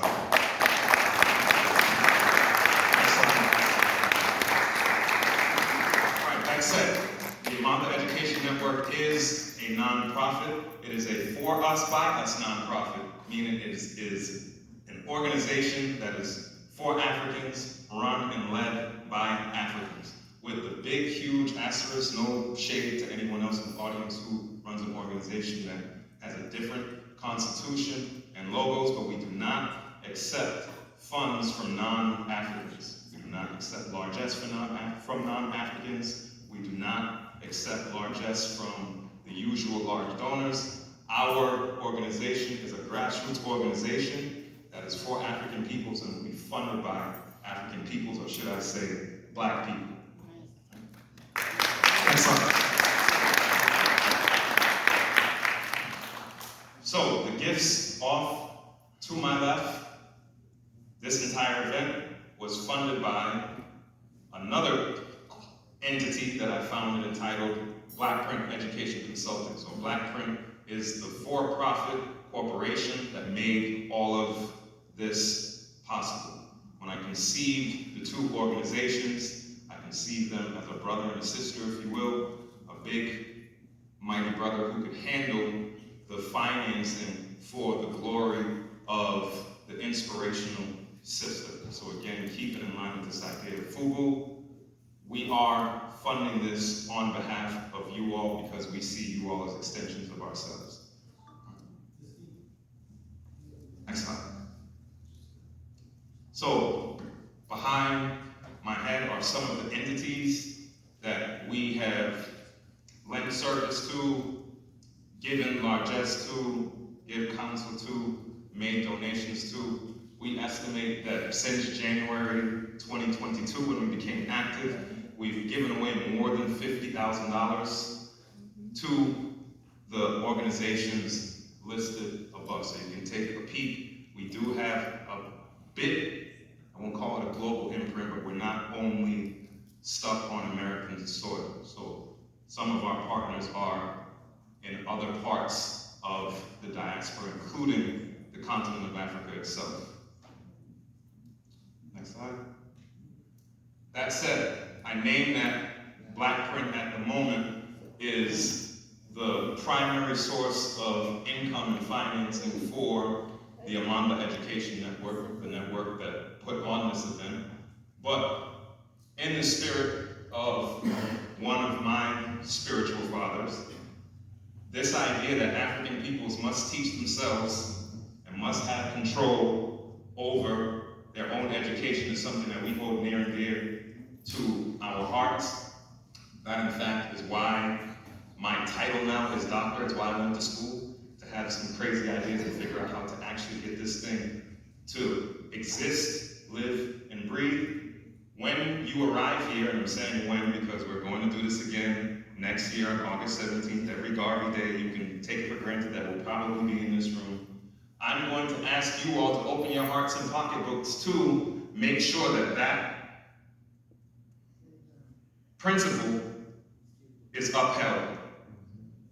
So I'm a person that has a million ideas a minute, and I drive most people who know me intimately, purely crazy.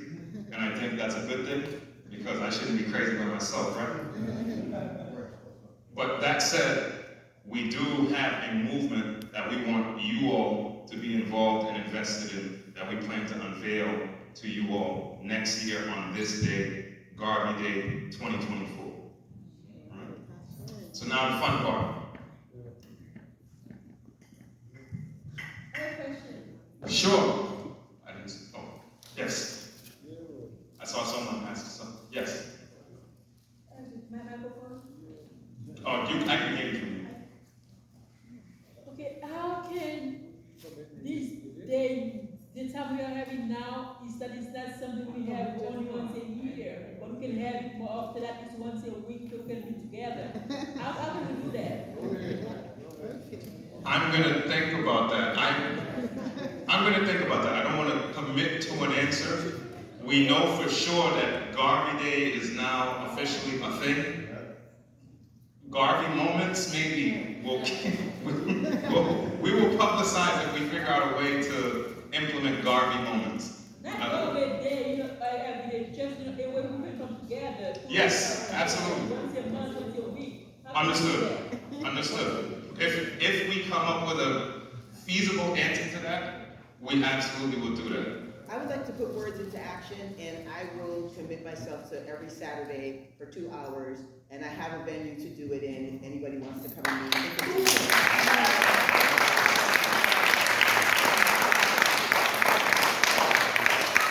Thank you for saying that, sister, because what you just said is going to play right into our plan that we will distribute to you a year from today.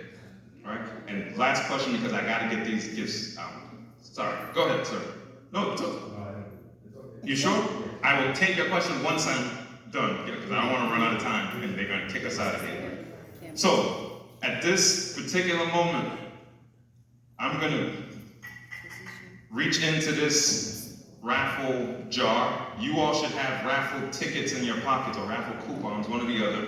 When I pull out the coupon, the number matches, obviously the gift is yours. The first set of gifts we are going to give away are children's books. The children's books are appropriate for ages 15 and under, I would say. If you are an adult and you don't have young children in your life, that's absolutely fine.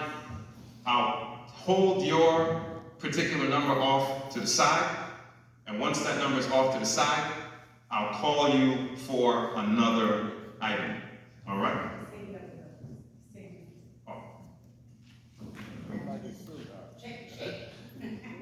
All right, ready? All right, one other thing. And yes, this person that looks like me is my son, so go ahead and put one right. All right. So what we're going to do, I'm going to grab a gift. Please come down this aisle and I hand you your gift. You are going to ascend these steps. You then will take a picture with Professor Small with your gift.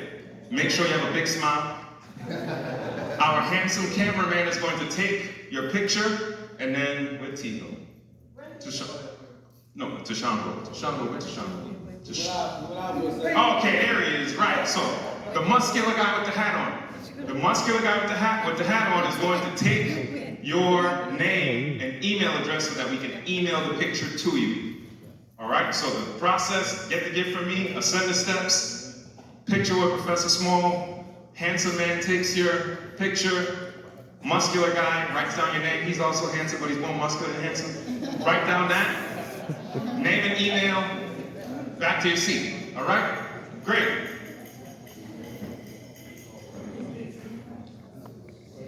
All right, first number.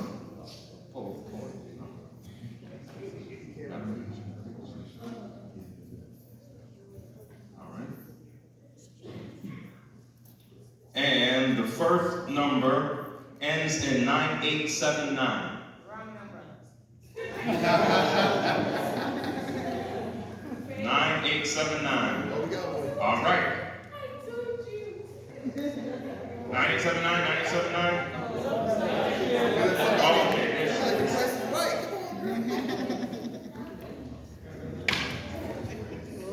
And if you would like to know what gifts are being given away, on GarveyDay.com, which will be the official site of the Amanda Education Network, we will have a list of these items up sooner than later. In the next week or so, you should be able to go see what gifts we have given away.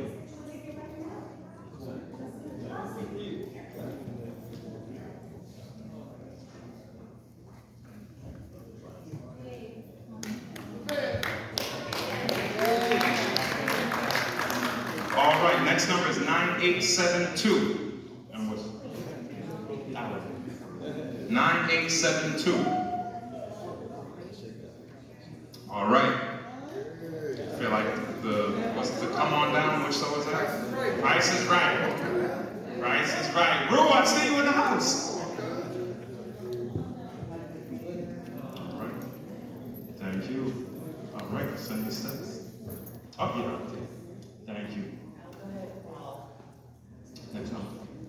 Next number. Next number. Next number.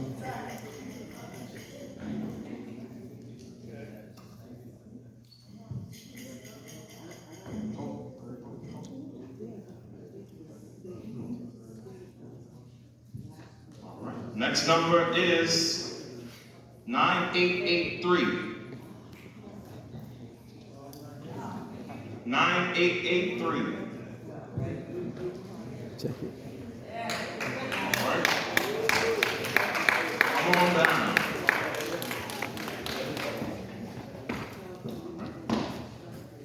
Nine, eight, yes it is.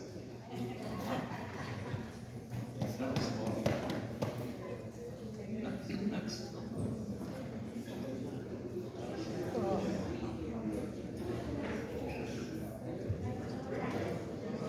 Next number is 9894. 9894. 9894. All right, we have an action. 9894? 9894? Yeah. 9894.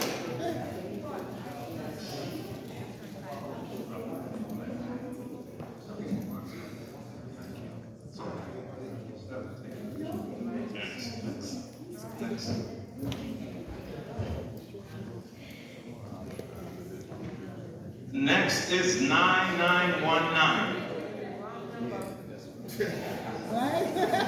9919. 9919. No 9919. Check the ticket. Check and see what's on there. How about 989? See what's on there. 3? Check the number. Oh, I know. 9893. That's you? 9893.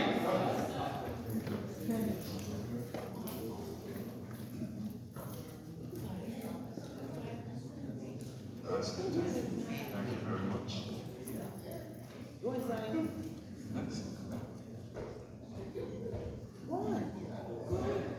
Still haven't gotten to the adult books yet, but they're coming. Next is 9896. All right.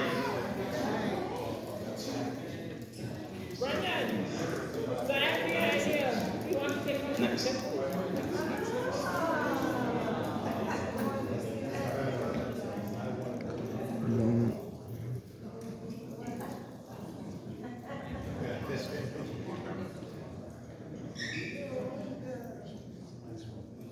All right, the next one is 9876. 9876. All right.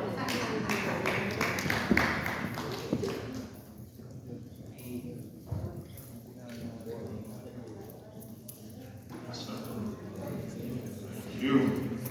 Next.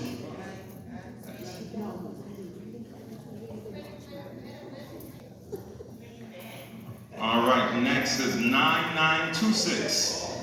9926. Yeah, we got 9926.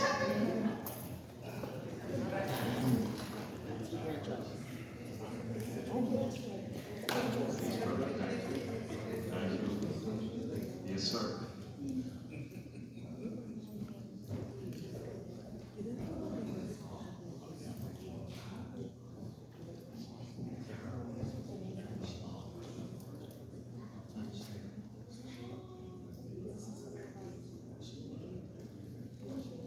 Yes. Yep. 9927. 9927.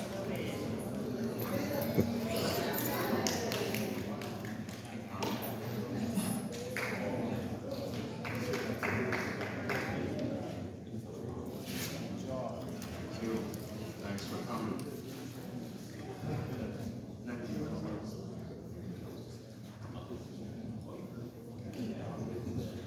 Next is 9866.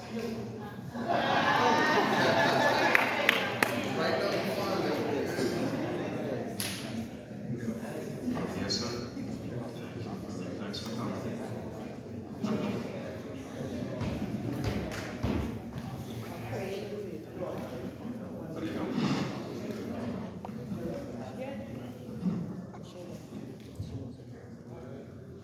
Next is 9875.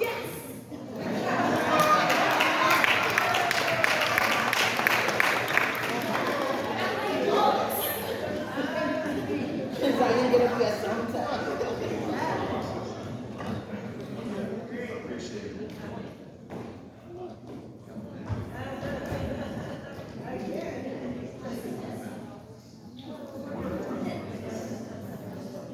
Next is 9881.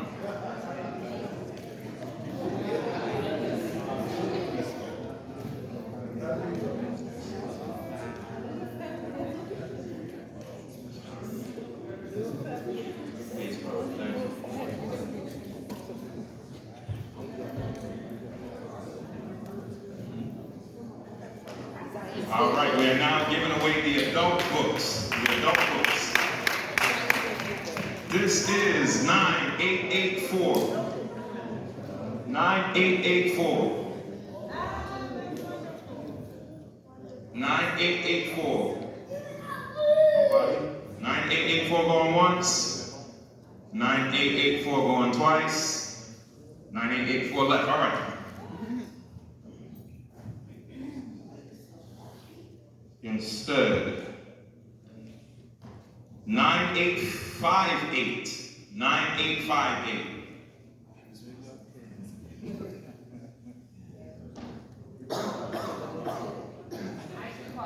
Nah. Sister, this one is for you. Wrong.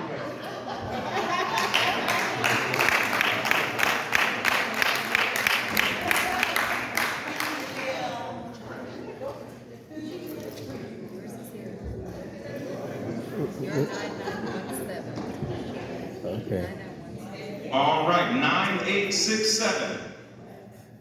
9867. All right.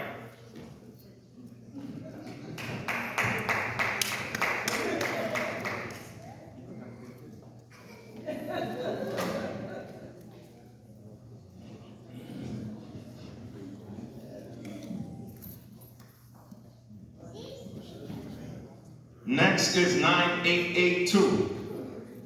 Go. Mommy. 9882.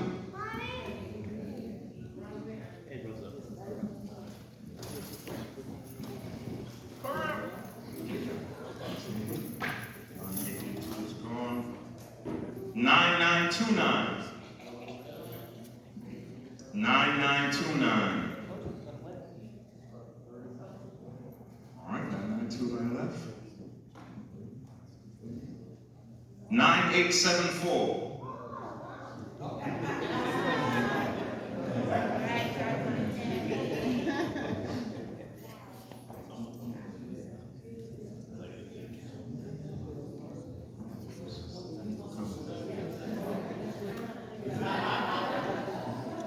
All right, 9871.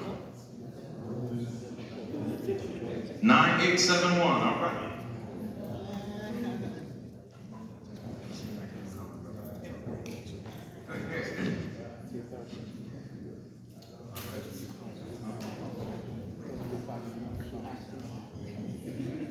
Nine eight six eight. 9868.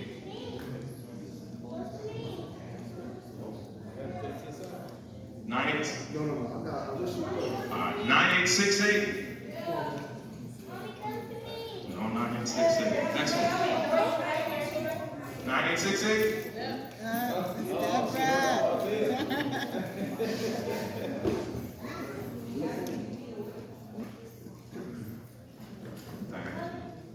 Make sure go up the steps.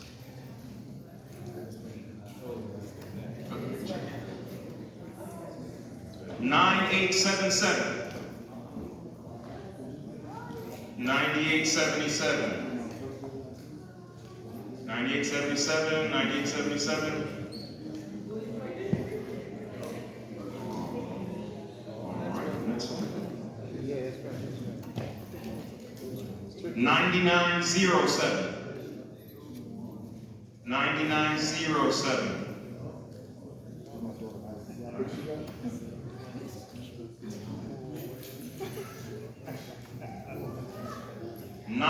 918. Oh, okay. Someone, nominate someone. I nominate the young man who's up here with the blue shirt. Handsome young man with the blue shirt. Come on up.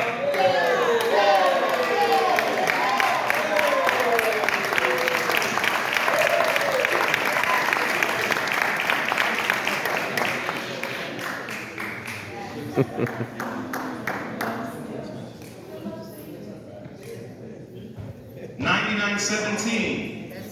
That's me. You want to get it for me? I'll record while you go up. $99.17. He's coming. Sorry. You don't need that. It's okay.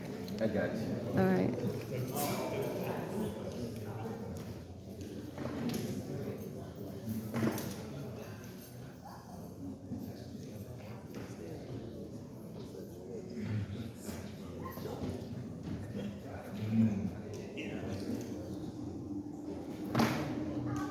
Is there anyone in the house who's under 15 years old?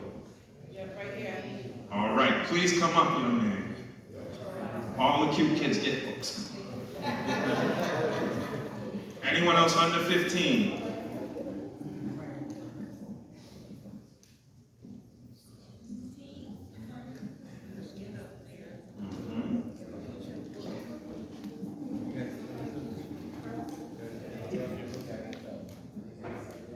$99.06.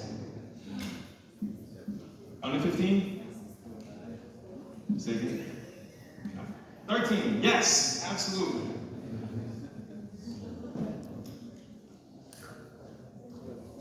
Go with this one. Yeah. Unless you don't want to. Don't want to take a picture. All right, got it. Enjoy yourself. All right.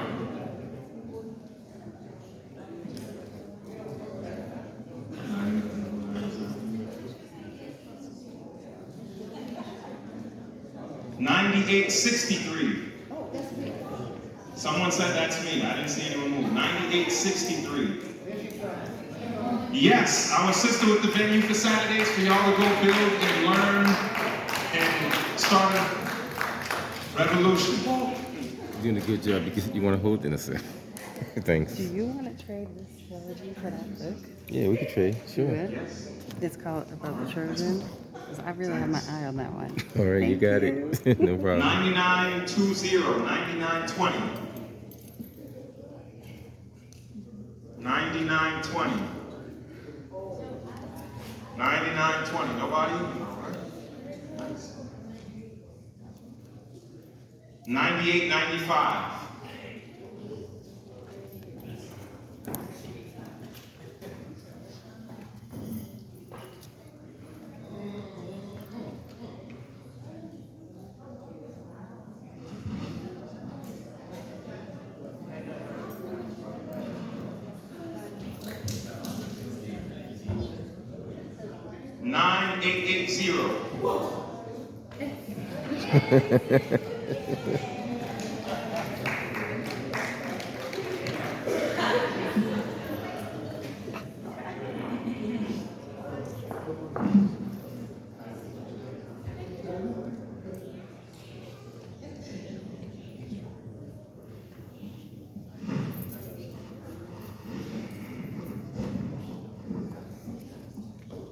$98.64. 9864, 9864. All right, next one. 9859. 9859.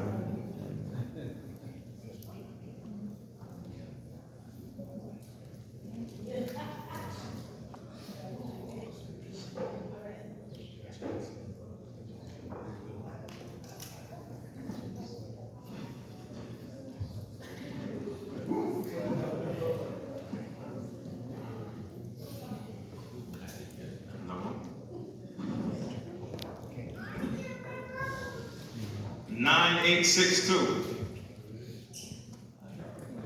Yes, sir.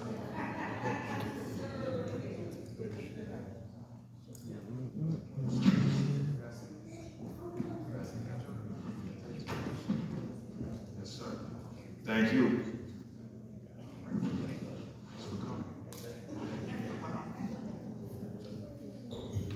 Nine 9901.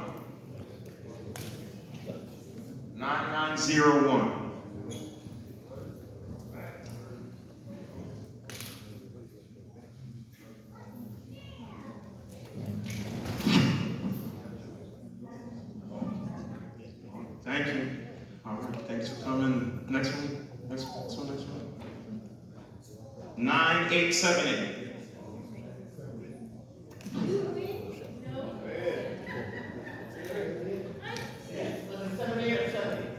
78.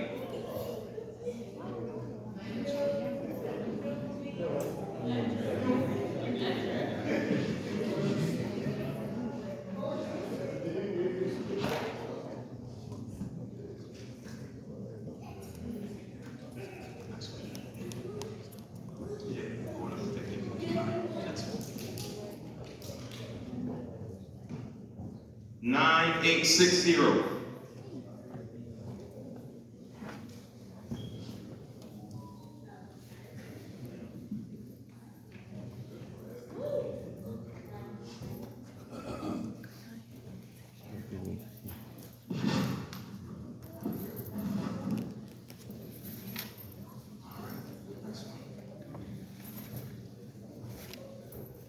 9900.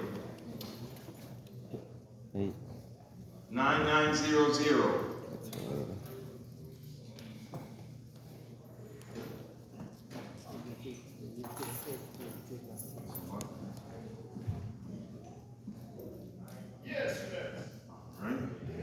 9903. 9903.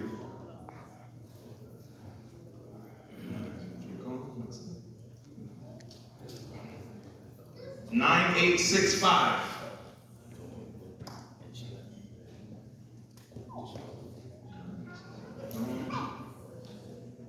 9928. 9928. That's you? Yes, sir. Yes, sir.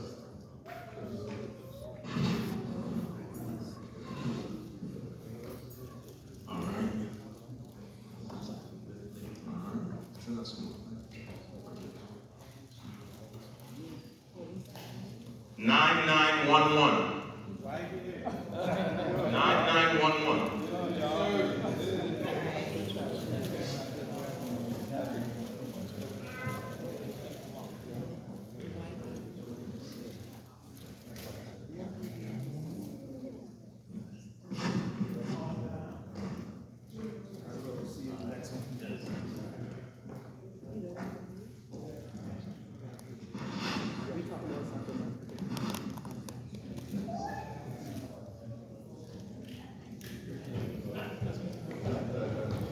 9885. 9885.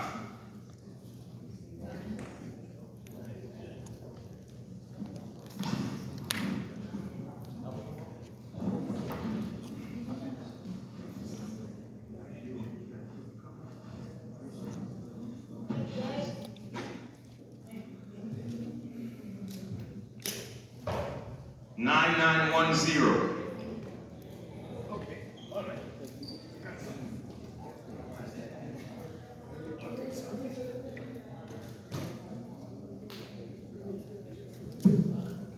Back to the children's selections now. Two more children's selections, and then the grand finale. Thank you, sir.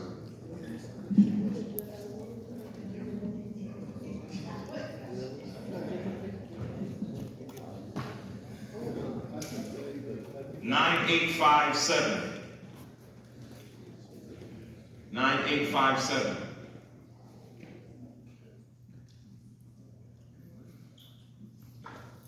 9870. 9911.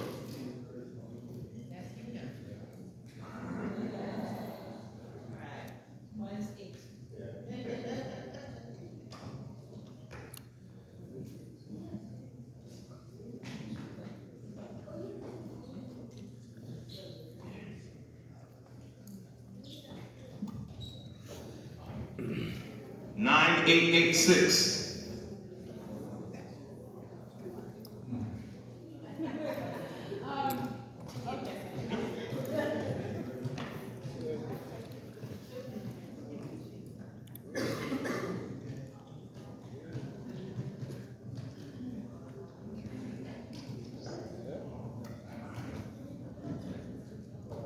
$9,869. Same household, that don't count.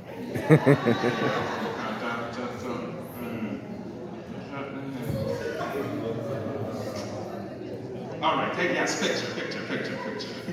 Yeah, picture.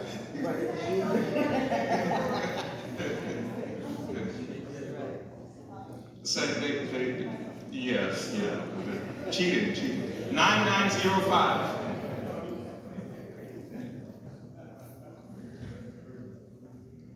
And this last gift is special to me, and I'll explain why in a moment.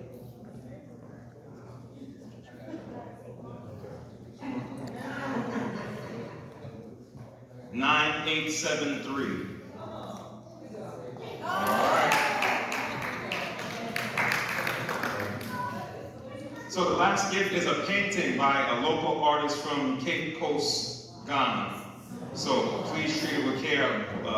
An assembly of young men who are infinitely talented but do not have enough opportunities to sell their wares came into contact with me, and I promised that I would give away this young man's work on the other side of the ocean where his brethren and sisters were taken to. So thank you for coming.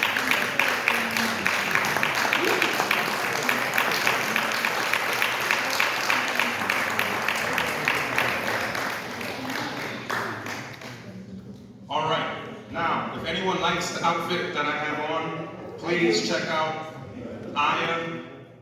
It's a store that sells West African style attire. It's in the South Shore Mall, South Shore Plaza Mall, rather.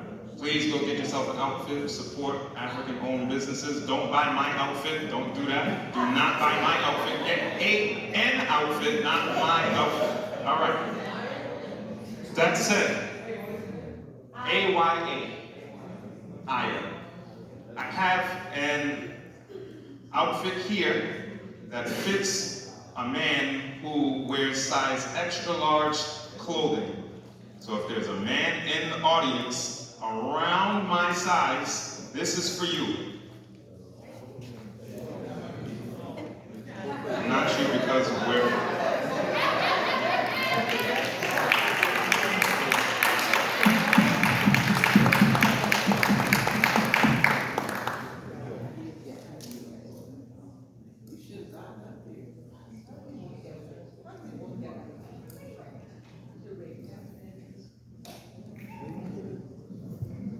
I now also have a shirt for, again, a young or older man who likes to be out at night and look fly.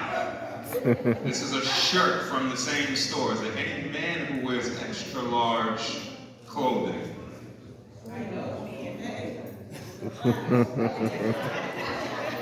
So that's where we're going next. Is there any sister that knows a man that has not received the gift yet?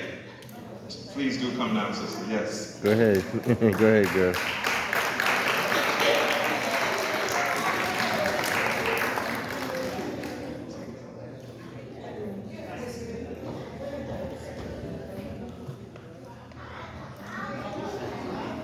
All right, and we are scheduled to be out of this place at 8:30, so we're 5 minutes behind.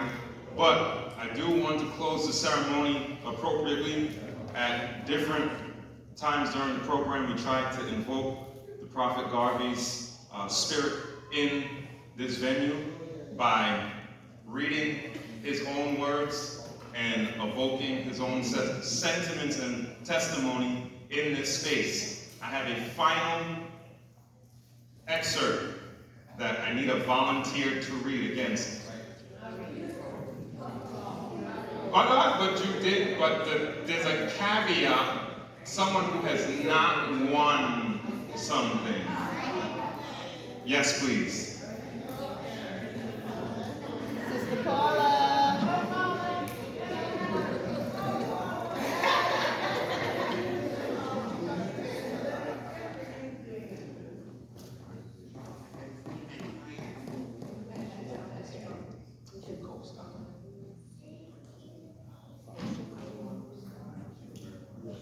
And this will be the close to our ceremony. So after our queen gives her reading of the Garvey excerpt, feel free to fraternize for about 5 minutes. But again, we have to be out of here sooner than later in order to be able to do this again next year and remain in good standing with Roxbury Community College. So this is my formal farewell and thank you. Again, humbled and honored that you all came out to spend this time with us. Grateful that you're here. Hope to see you again within a year to hear our master plan. That said, our dear sister. Paula is our board member of an African-centered school. He's happy to make this speech for us. And Professor Small spoke at my graduation at your school, Sister Materi. Oh, thank you, my dear. Okay, thank you all.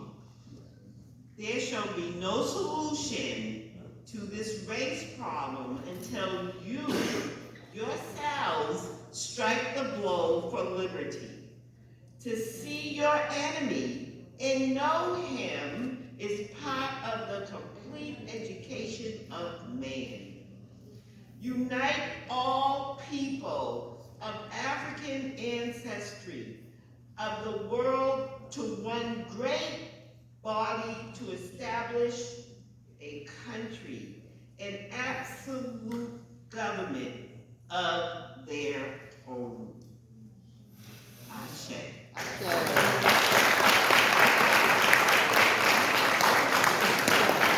Thanks, everyone. Make sure you say, look at the faces that are here. Extend the invitation to folks for next year. I was told, make sure you visit the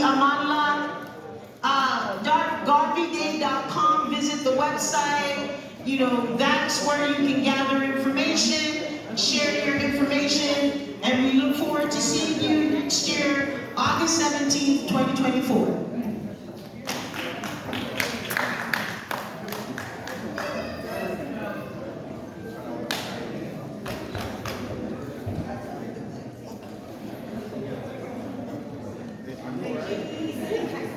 Okay, see you on my way.